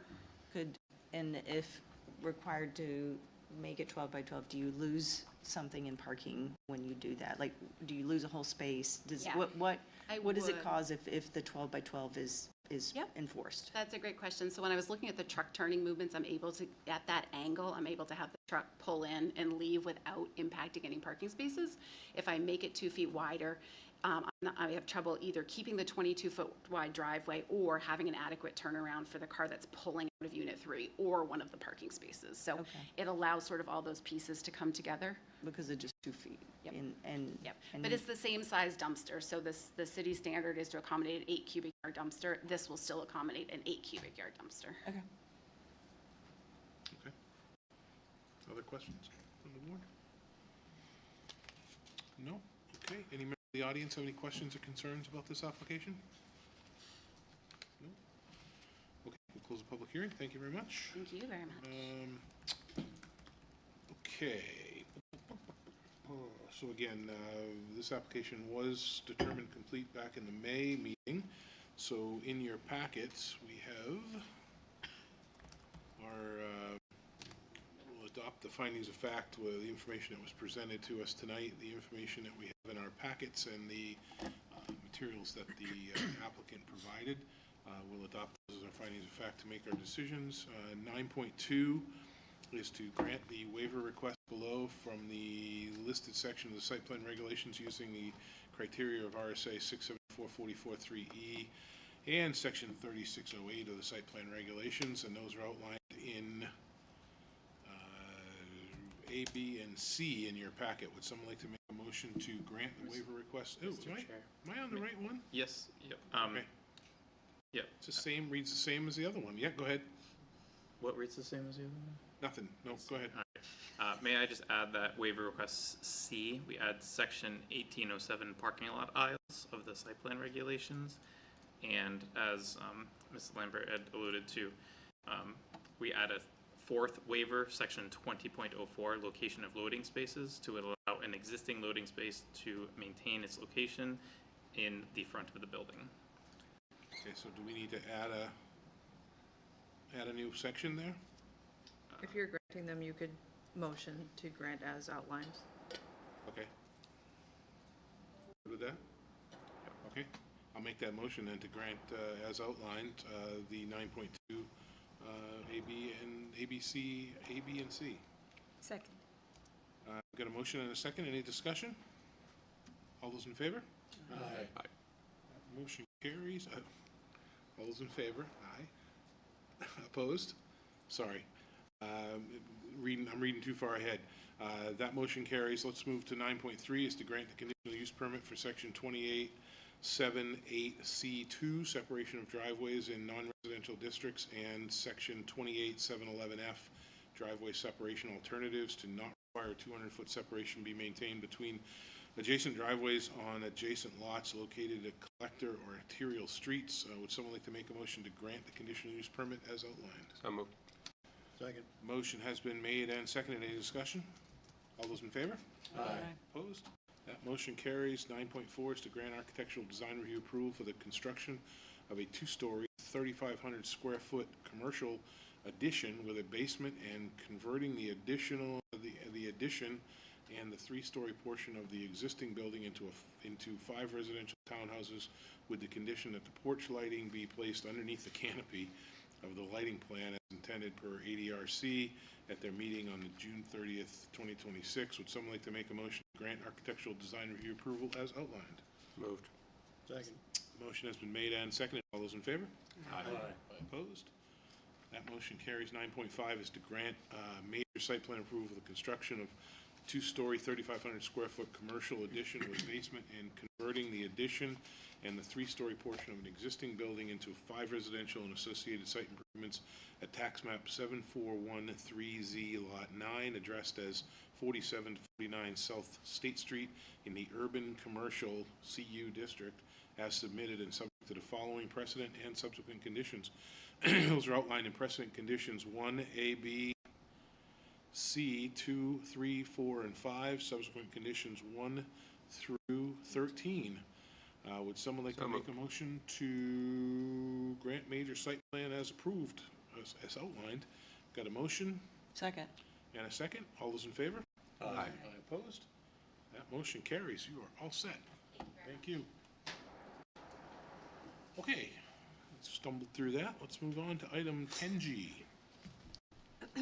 Colliers Engineering and Design, on behalf of Walmart Real Estate Business Trust and Walmart Inc., requests approval of a minor site plan application for 6,310 square foot addition to the south side of the existing building and other site improvements. Tax map 46Z, lot 56, 344 Loudon Road in the Gateway Performance District. All right, let's get a staff update on this if we could. So just to note that the applicant has previously obtained variances to allow the reduced number of parking spaces and existing and proposed non-conforming parking stall dimensions. The ADR committee recommended approval of the building design. There are no CUPs or waivers. Staff is recommending the board determine the application complete, not of regional impact, and that you open the public hearing and grant conditional approval of the minor site plan.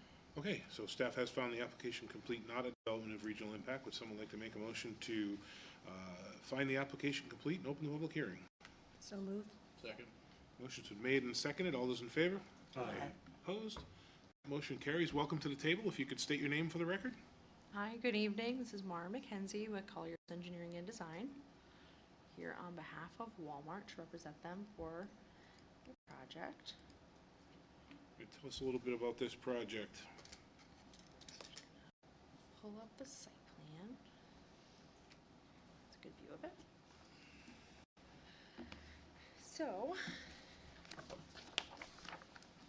Walmart is proposing to construct a 6,310 square foot addition to the south side of the existing store. This expansion is to facilitate their online pickup and delivery operations. It will house refrigerators, racks, and a reach-in freezer in order to accommodate like operational space for the store. I'll zoom in a little bit here. And so this will increase the store recently went through a remodel project, which I'm sure staff is familiar with. And so that was an internal remodel that facilitated the same purpose, and this is a fast follow to expand the building to accommodate specifically the online pickup and delivery area. And so it will expand the parking stalls for the OPD, or online pickup and delivery, to from 35 to 45. We did see the board, the Zoning Board of Appeals, to grant parking variances, as well as the Architectural Review Board, as a nicety to address the relocation of the building signage. I have those plans as well I can show. There will be associated utility relocations, as the expansion footprint will impact a water line, electric line, and a telephone line. So we're working with those. Those are non-municipal utilities, and we are working with those companies closely to discuss the relocation of those. I think that covers the majority of it. There is an additional wall packs that are on the existing building will be relocated onto the expansion wall on that side. And then there is one new light pole proposed near the entrance almost. It's probably a little bit further off from that, like where the parking stalls are, to accommodate associate safety walking over there on that side of the parking lot. Okay. So is there sidewalk in between from the new bump out? It looks like there's a sidewalk that goes down through the middle. So that would be striping, not a sidewalk. Let me pull, yeah, there's a site plan. So just striped. Yeah, it'll just be striped. And what are the other striped? So it's going right into, this is kind of where it's headed. It looks like it was going right into a parking spot. Is it not going into a parking spot? All right, I'm trying to get the zoom right on this. Here we go. So all of the striping should go into an additional striped area. So if we follow the path from the door that is in this lighter gray area, it'll follow the striped area to another striped area. We're looking at two different things here. I'm looking at page 4 of. So right here. That's what I was looking at. So that's the demolition plan? This is the demolition plan, yes. So this is the existing OPD area. So you can see here, the building expansion is not here. Lined up differently in the other one. Okay, so that makes sense with the striping, and no other islands in between, so it's pull through parking front to back on that middle island? Yep. Okay. Okay. Questions from the board? Any member of the audience have any questions or concerns about this application? I have one thing to add, Mr. Chair. Yes. We have recently received a formal complaint about this property, particularly the removal of certain landscape areas and mulch beddings and replacing with stone. So in response to that formal complaint we received from a resident, as well as for general site plan compliance, staff would be recommending we add an additional subsequent condition of approval. I can read it now, or when you get, well, I'll read it now so you guys can discuss and discuss if that, but we would recommend that as a subsequent condition of approval, prior to receiving a certificate of occupancy for the addition, all existing landscape areas shall be restored to previously approved landscape conditions, including removing any placed stone beds. Where no previous approvals exist in required landscape areas, they shall be restored by removing the stone and replacing with grass or planted ground covers pursuant to section 1816 restrictions in required landscape areas of the site plan regulations. And this is just to get them back into compliance with previously approved plans, right? Yeah, the intent of that subsequent condition is, this property has received multiple site plans and had approved landscaping plans. We said if you had an approval, if you were supposed to have a certain landscaping, put it back the way it's supposed to be. If you have an area that didn't have that and you removed mulch beds and put in stone, and if it would be in a required landscape area, that's like perimeter parking, internal parking islands, get rid of the stone and put in what would be required. Okay, and this is for the entire property? Yep, and prior to them, they'd be able to get final approval, get a building permit, but before they get a CO, they need to plan to make that correction. Okay, you got that?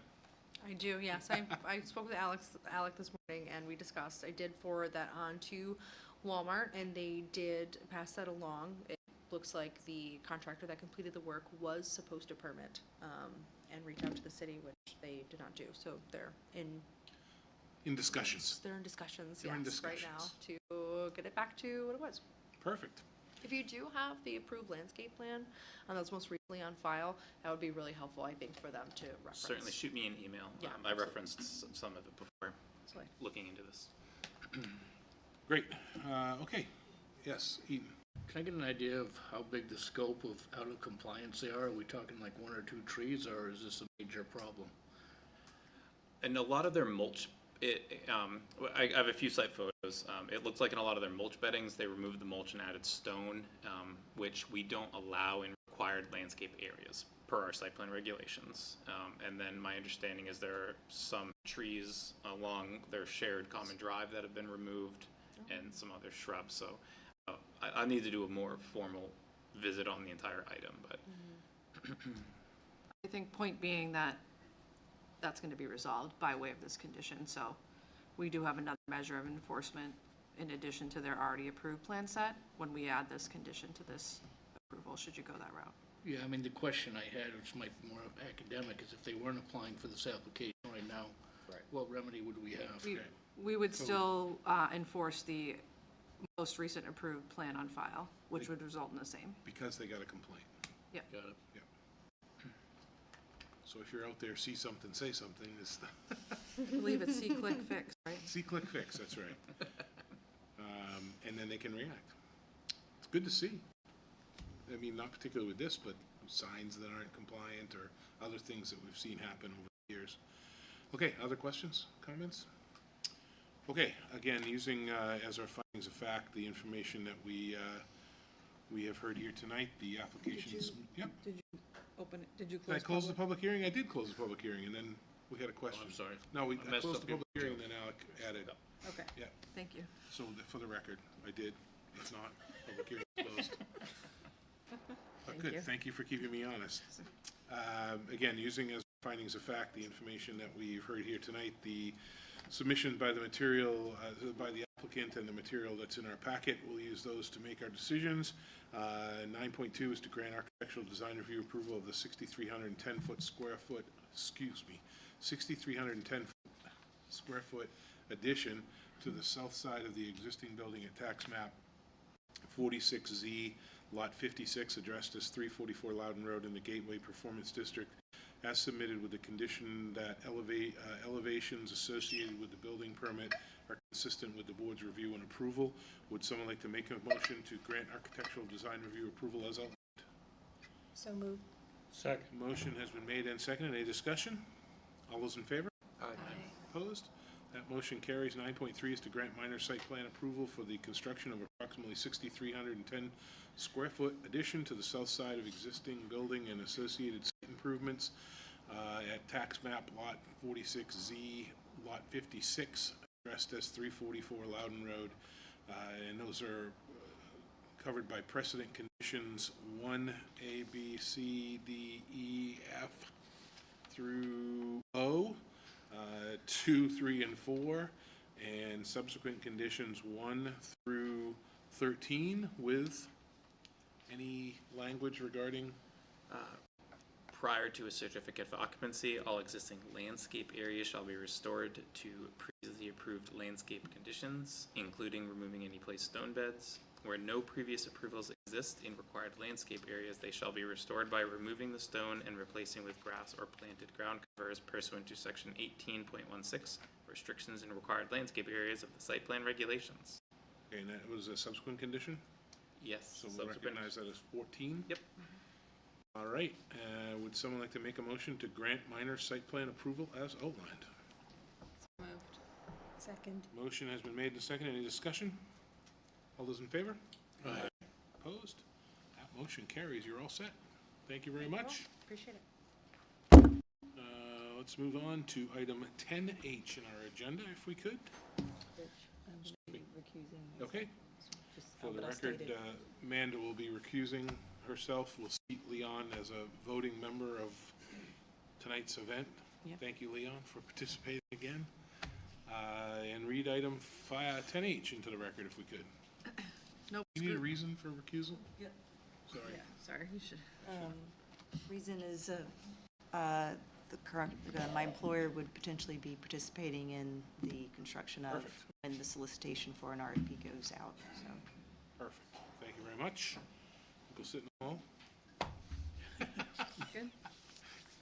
Novus Group, on behalf of Catch Neighborhood Housing, requests approval for a major site plan application for the construction of a new 3-story, 35,886 square foot multifamily development to accommodate 34 units and associated site improvements, tax map 303Z, lot 68, 43 Fisherville Road, in the general commercial district.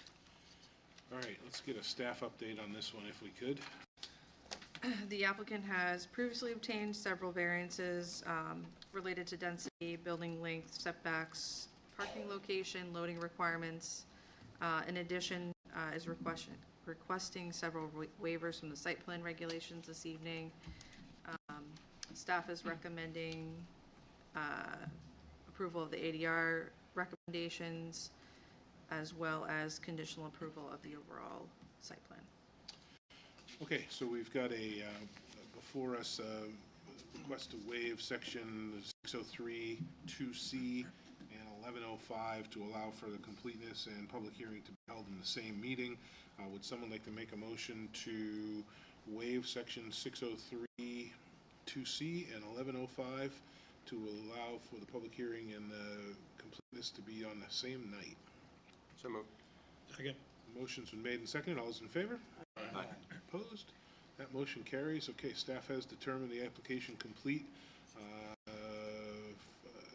not a development of regional impact, and recommends opening the public hearing. Would someone like to make a motion to find the application complete and open the public hearing? So moved. Second. Motion's been made and seconded. All those in favor? Aye. Opposed? That motion carries. Welcome to the table. If you could state your names for the record. Thank you. Chris Netto from Novus Group. Jonathan Hawley with Warren Street Architects. Alex Pennagiatakis from Catch Neighborhood Housing. Great. Well, tell us a little bit about this project, if you could. Sure. So Catch is proposing 34 new apartments in a 3-story building here at 43 Fisherville Road. Just to orient, Cumberland, this is sandwiched in between Cumberland Farms, which is to the north, and the tire warehouse to the south. So this is the former Concord Carpet Center. Actually used to also be site of some mobile homes out behind the center. So the Carpet Center will be demolished, and we're building this 36,000 square foot 3-story building with 34 units and 43 parking spaces. And the building will consist In Concord and surrounding areas, 80% of our portfolio is here in the Concord area. This development is going to serve households earning anywhere between 30 and 80% of Merrimack County's area median income that is set by HUD annually. The household's annual income to allow them to live in this property, their incomes would be from $27,000 to $103,000. The maximum rents, which are also established by HUD, would range between $725 a month and $1,900 a month for 1-bedroom units, $870 a month, and $2,300 per month for 2-bedroom units. Based on our experience with compatible developments, we anticipate this will be home to approximately 51 adults, 24 children, 20 of which would be school-age children, and 34 vehicles. In our most recent affordable housing developments, we find that 46% of our residents are already living in the Concord area. And applying that experience to this project would suggest that approximately 11 children would be school-age children would be new to the Concord School District.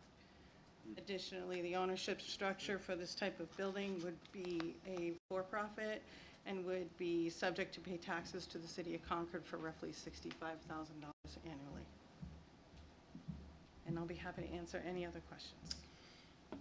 Great. So we have a really cool video that we want to show real quickly, and of course it won't work, but Alex is going to get it to work. I would blame it on the technology, Chris, not the, Let's see what we can't do. The old guy. not the design. Or not the old guy running in, is that what you said? That's terrible. Talking about Alec. Yeah, yeah. There we go. All right, so So where are we on we are Fisherville? on Fisherville Road, south, heading north, and so entering the driveway. To the right is the old building, I think, that will be torn down. So it's a sort of a circular driveway that with parking surrounding a green space in the middle. Again, it's 3 stories. The trash enclosure is on the right. Like I said, 22 one-bedrooms and 12 two-bedrooms.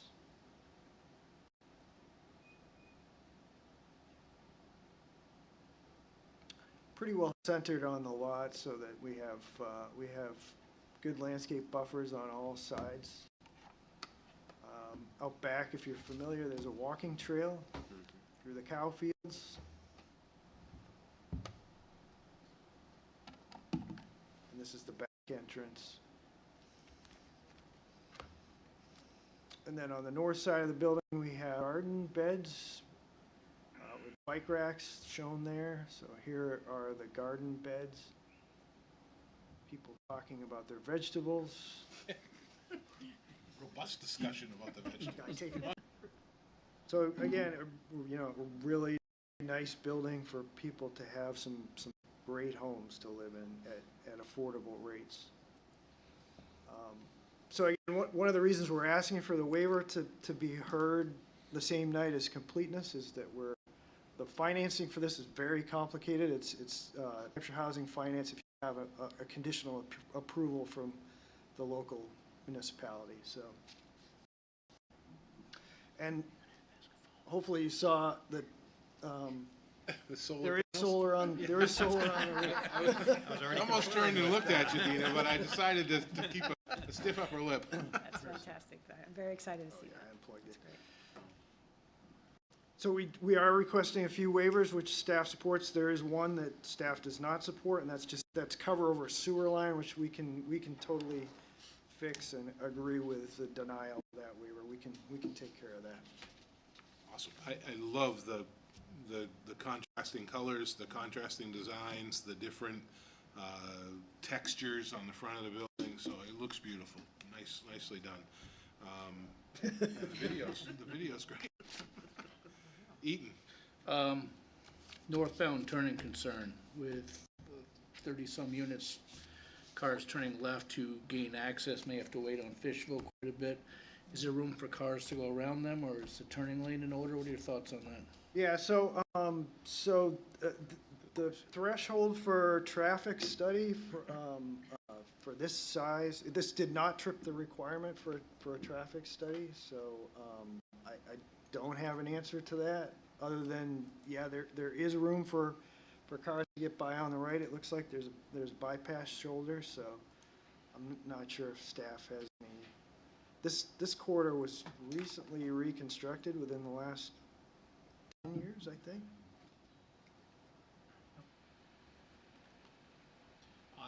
The on-site drive doesn't appear to have designated left and right turn outs. So I think it's going to be a single lane out based on the dimensioning and what I see on the site plan. If that what you're getting to.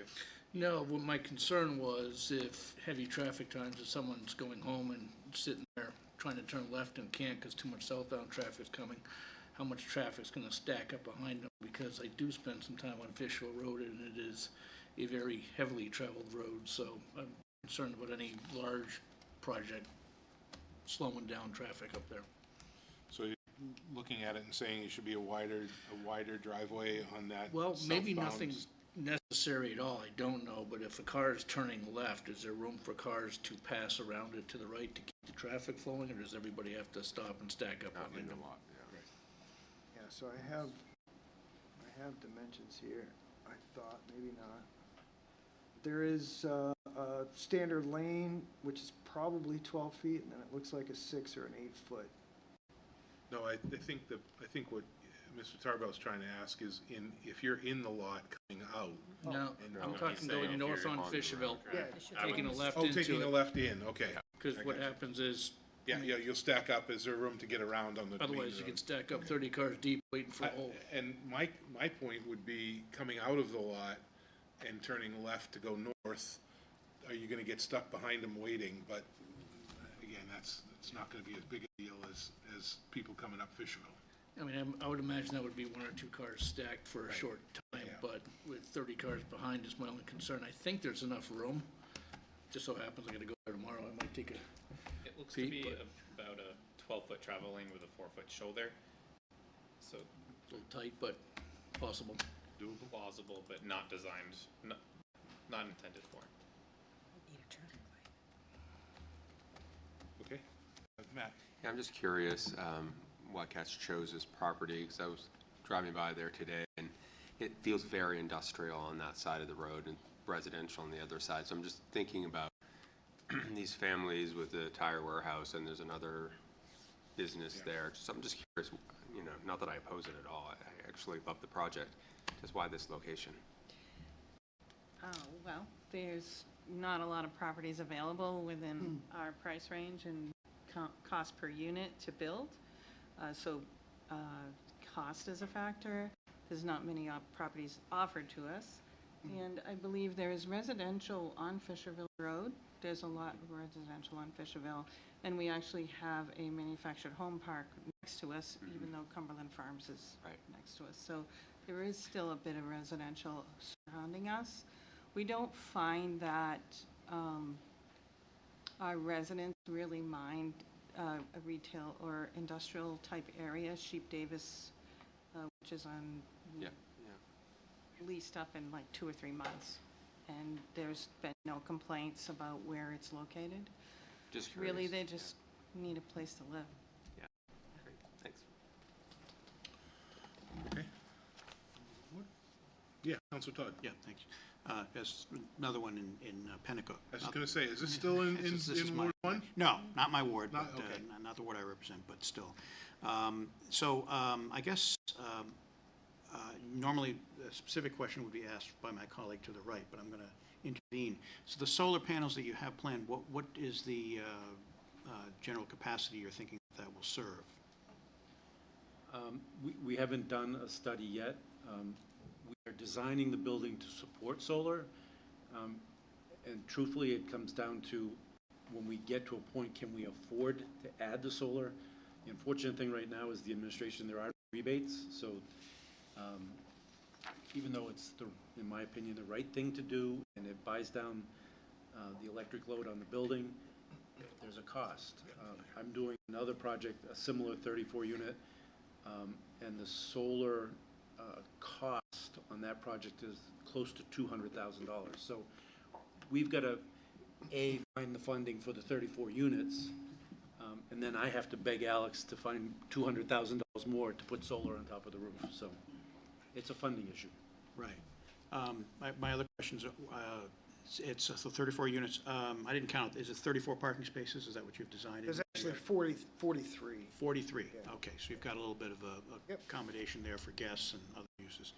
And then in the video, which I like very much, thank you, that was very good.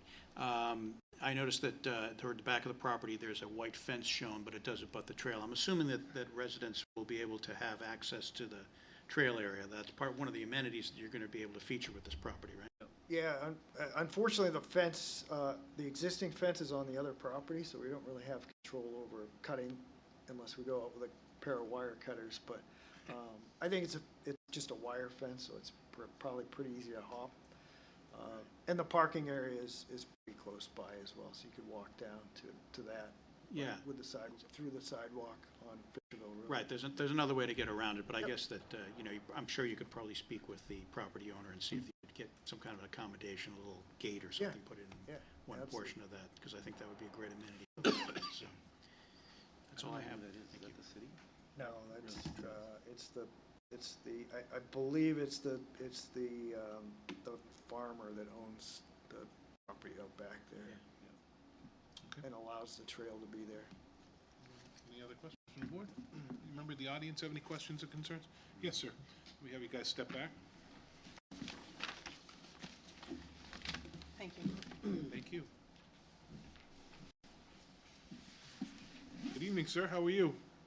Evening, staff members and members of the board. I'm Roy Schweiker.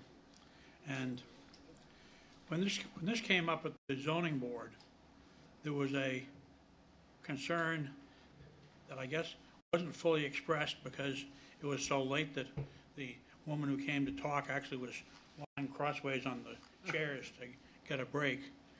The adjoining mobile home park is a 55 and over, and apparently most of the people there don't stay up very late, had trouble going to that hearing. And they were very concerned about, the noise that this would engender adjacent to their properties.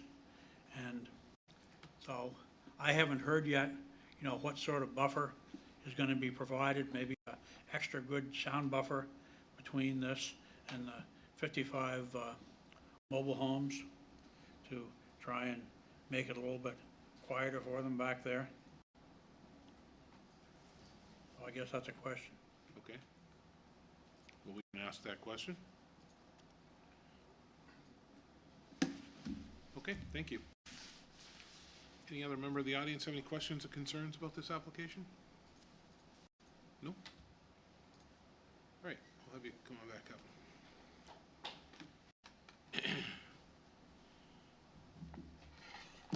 So I don't need to repeat the question. Yeah, so there is a stockade fence, an existing stockade fence, 6 foot high, that runs about 3/4 of the way down the property line. It basically was there previously to buffer the manufactured home park that was here with the other manufactured home park. So there is a fence that runs along there. Okay. We're about 34 feet away from, there's a green space along there. When you get towards the front, there's more tree cover, more of a tree buffer between the park and this site that fills in the area where there's no fence.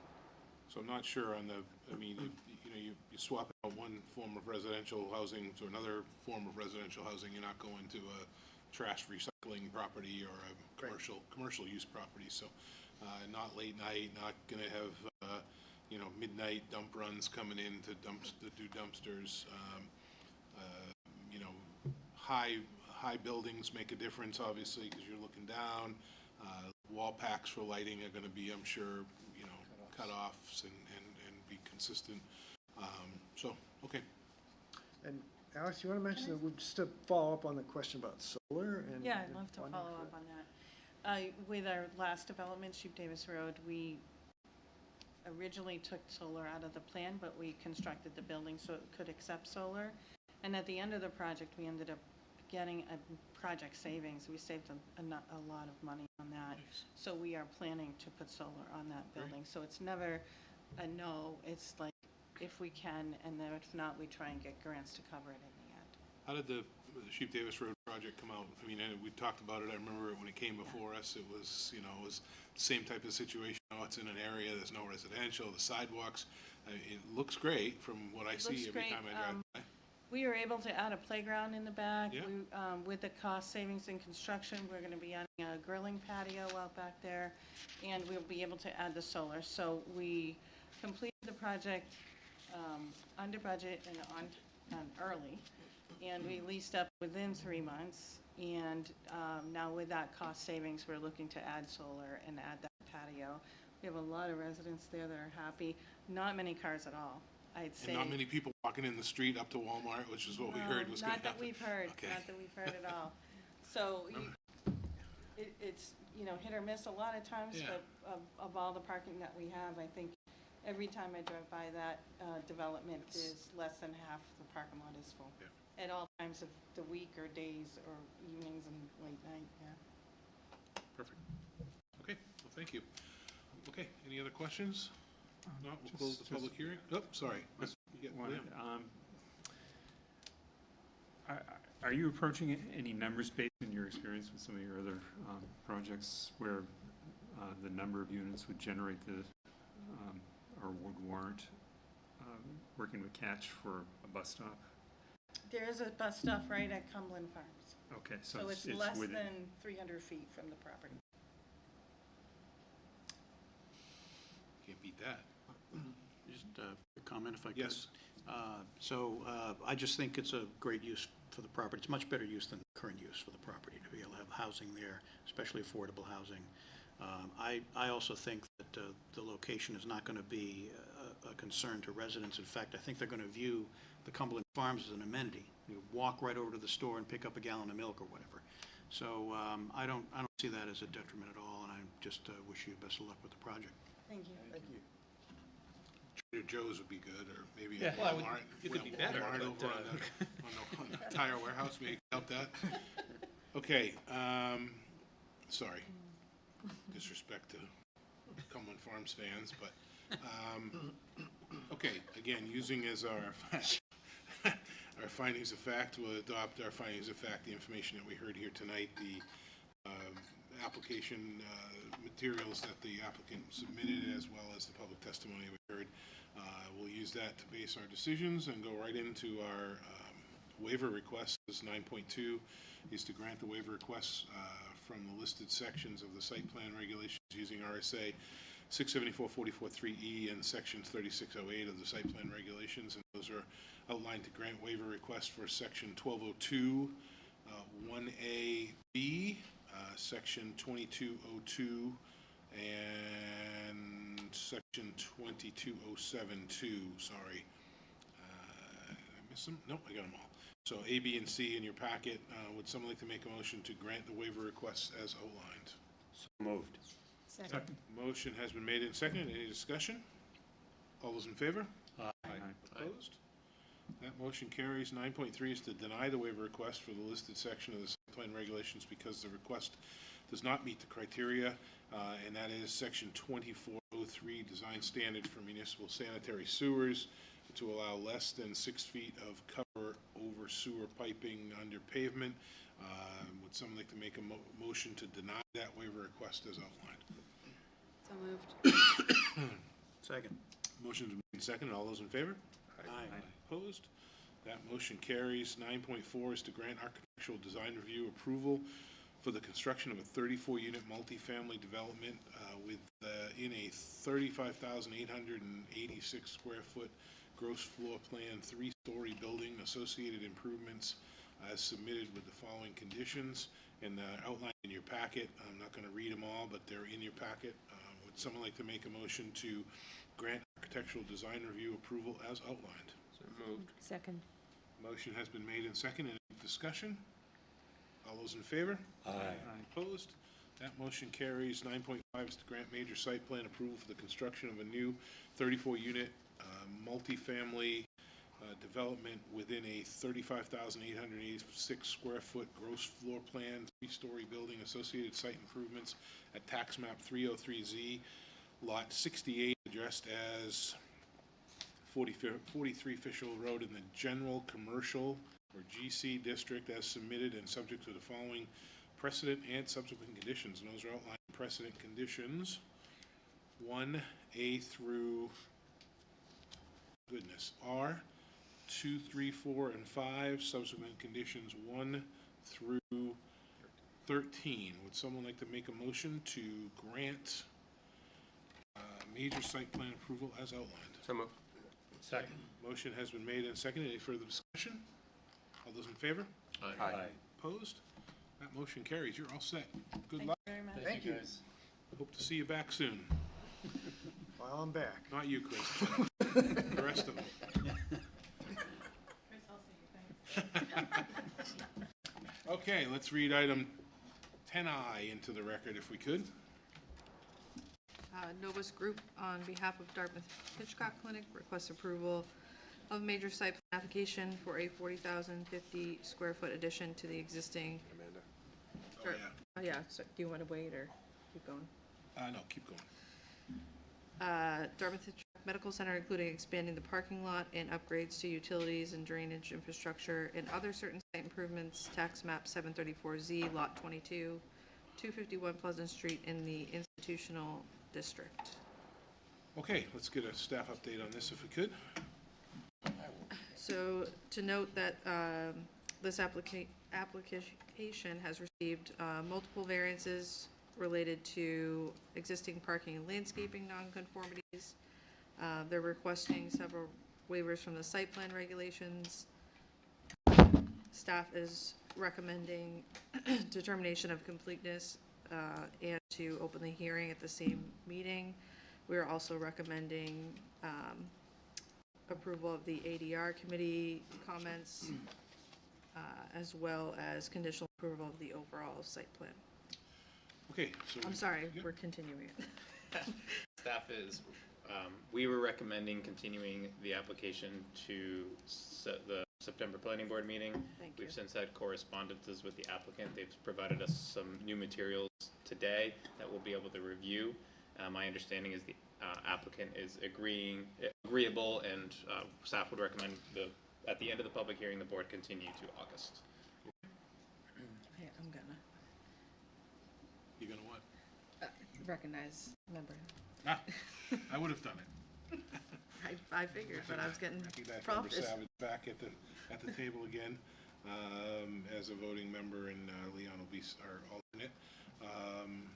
But thank you for doing that, and I hope I'll go through the motion here, or the waive section 603(2)C and 1105 to allow the completeness and public hearing to be in the same meeting. Would someone like to make a motion to waive section 603(2) and 1105 to allow for the completeness and public hearing at the same meeting? So moved. Second. Motion's been made and seconded. All those in favor? Aye. Opposed? That motion carries.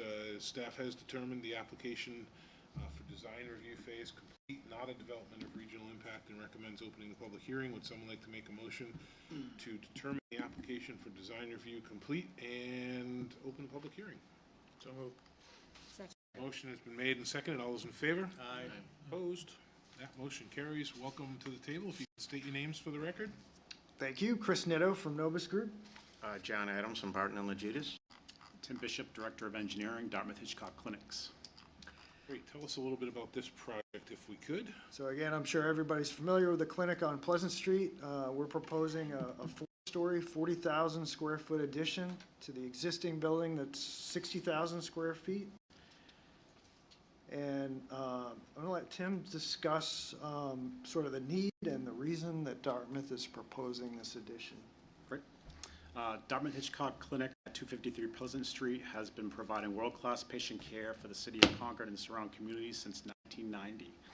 More recently, we've had increased demand on outpatient specialty care services. This added demand will include expanded diagnostic imaging capabilities with a new mobile imaging dock, new Dartmouth Cancer Center hematology oncology services with clinic.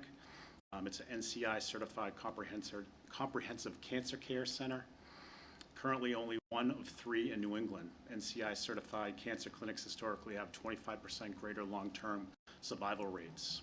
And then lastly, endoscopy procedural services with recovery space and a clinic. This is the first major construction project in 36 years. We're excited to bring these expanded services to the community. Thanks, Tim.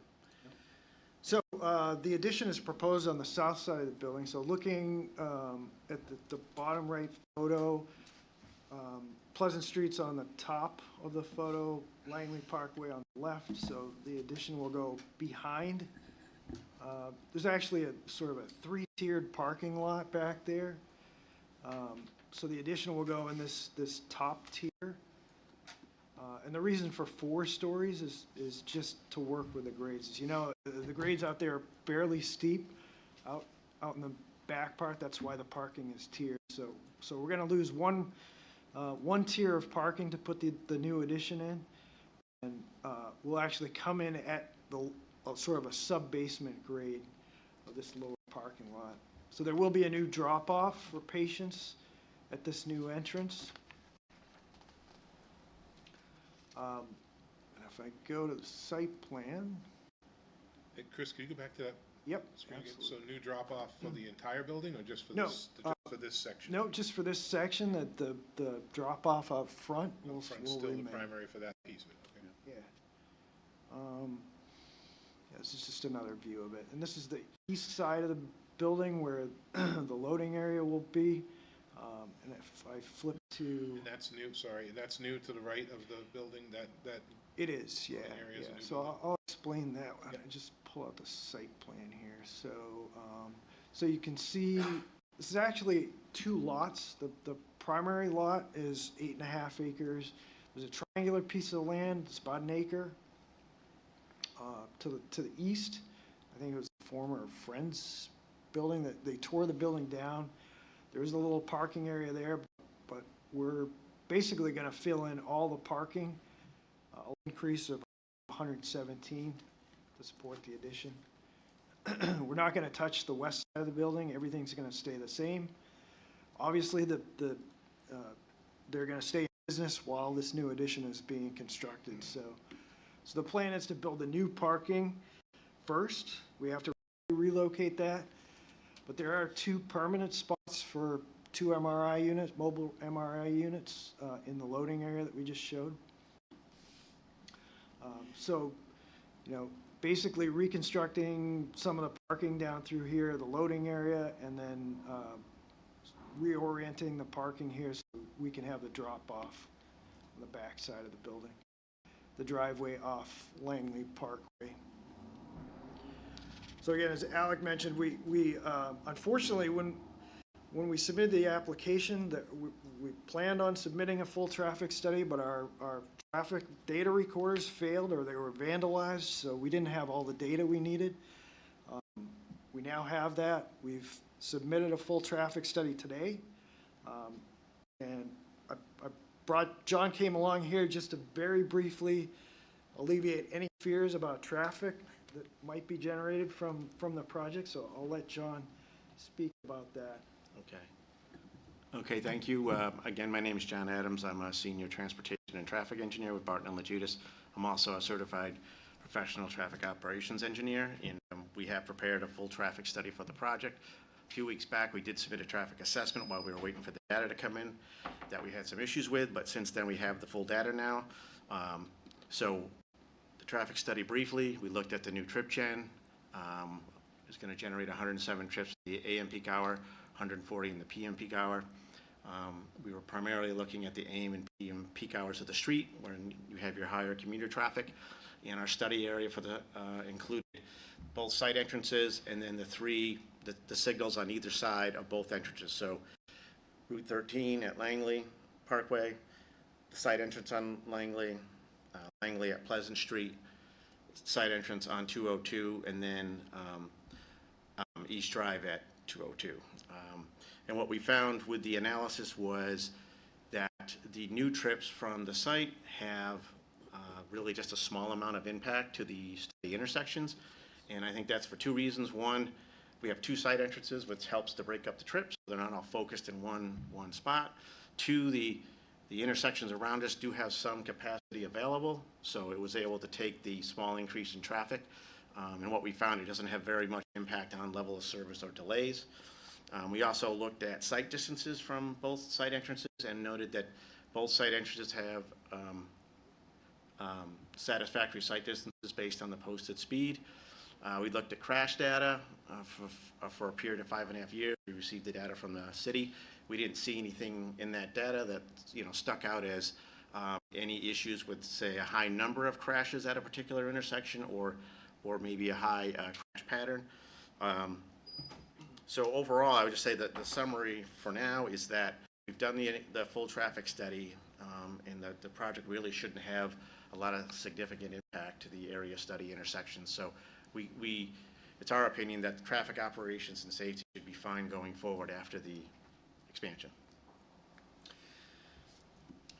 And so, as Alec mentioned, staff report had suggested continuing to the September meeting. We're asking the board if you'd consider continuing to the August meeting. Now that we've submitted the traffic study, we have sufficient time to meet with staff to discuss some of the waivers that we've been asking for and to resolve, certainly to give time for the city to review the traffic study and comment on that. So that's our ask for tonight, is that we be continued to the August meeting rather than the September meeting.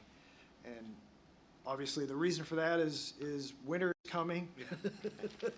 And we really want to get the parking built so that we can take up the area for the building and not impact the operations that are going on there today before winter really sets in. And that way they can start the building foundations in early winter and continue through rather than having to wait until spring.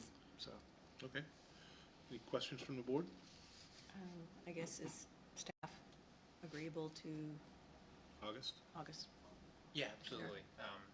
Where they were able to get us a lot of the information that was the basis of our recommendation to be reviewed for August. Okay, so no decisions tonight, and we'll see you back here in August. So we motion? Please, yep. Okay, Make so the motion. Motion to continue the until meeting August. continue the meeting? Continue the hearing Continue the hearing application. application until the August planning board meeting. So we've got a motion on the table. Second. Second, any discussion? All those in favor? Aye. Opposed? That motion carries. You're Thank all you set. very much. Thank you. Yep. Okay. Moving right along. Any other business to come before the board this evening? Look at that, 9:18, not bad. Oh, you did well tonight, Rich. I have one thing to note for you. Yes, sir. Yes, ma'am. Excuse me. Yes, sir. Just a Sir. reminder that the board will have a special meeting on Tuesday, July 21st at 6 p.m. For the master plan. The consultant Util will be present, providing a presentation to you. And just to note that the meeting will be at the Citywide Community Center. Thank you. Because this room is occupied at that time, so. We will send you information. Citywide Community Center Canterbury. on the Heights, yeah. Yep. So the old Dame School for people. So We will my send age. you a reminder and everything, but just wanted to note it briefly. Is Tuesday night. And role-wise, are we listeners and participants, or are we sitting on the front of the table, or? It is your special meeting, so you will run a meeting. Yep. It's not a hearing, though. Okay, so just put on your best smiles. You can make it. Six Can't make o'clock, it. right? 6 o'clock, yes. Yes. If you can't make it, please let staff know. Will there be a notice on that, so I can respond, we can respond? Yes, we will.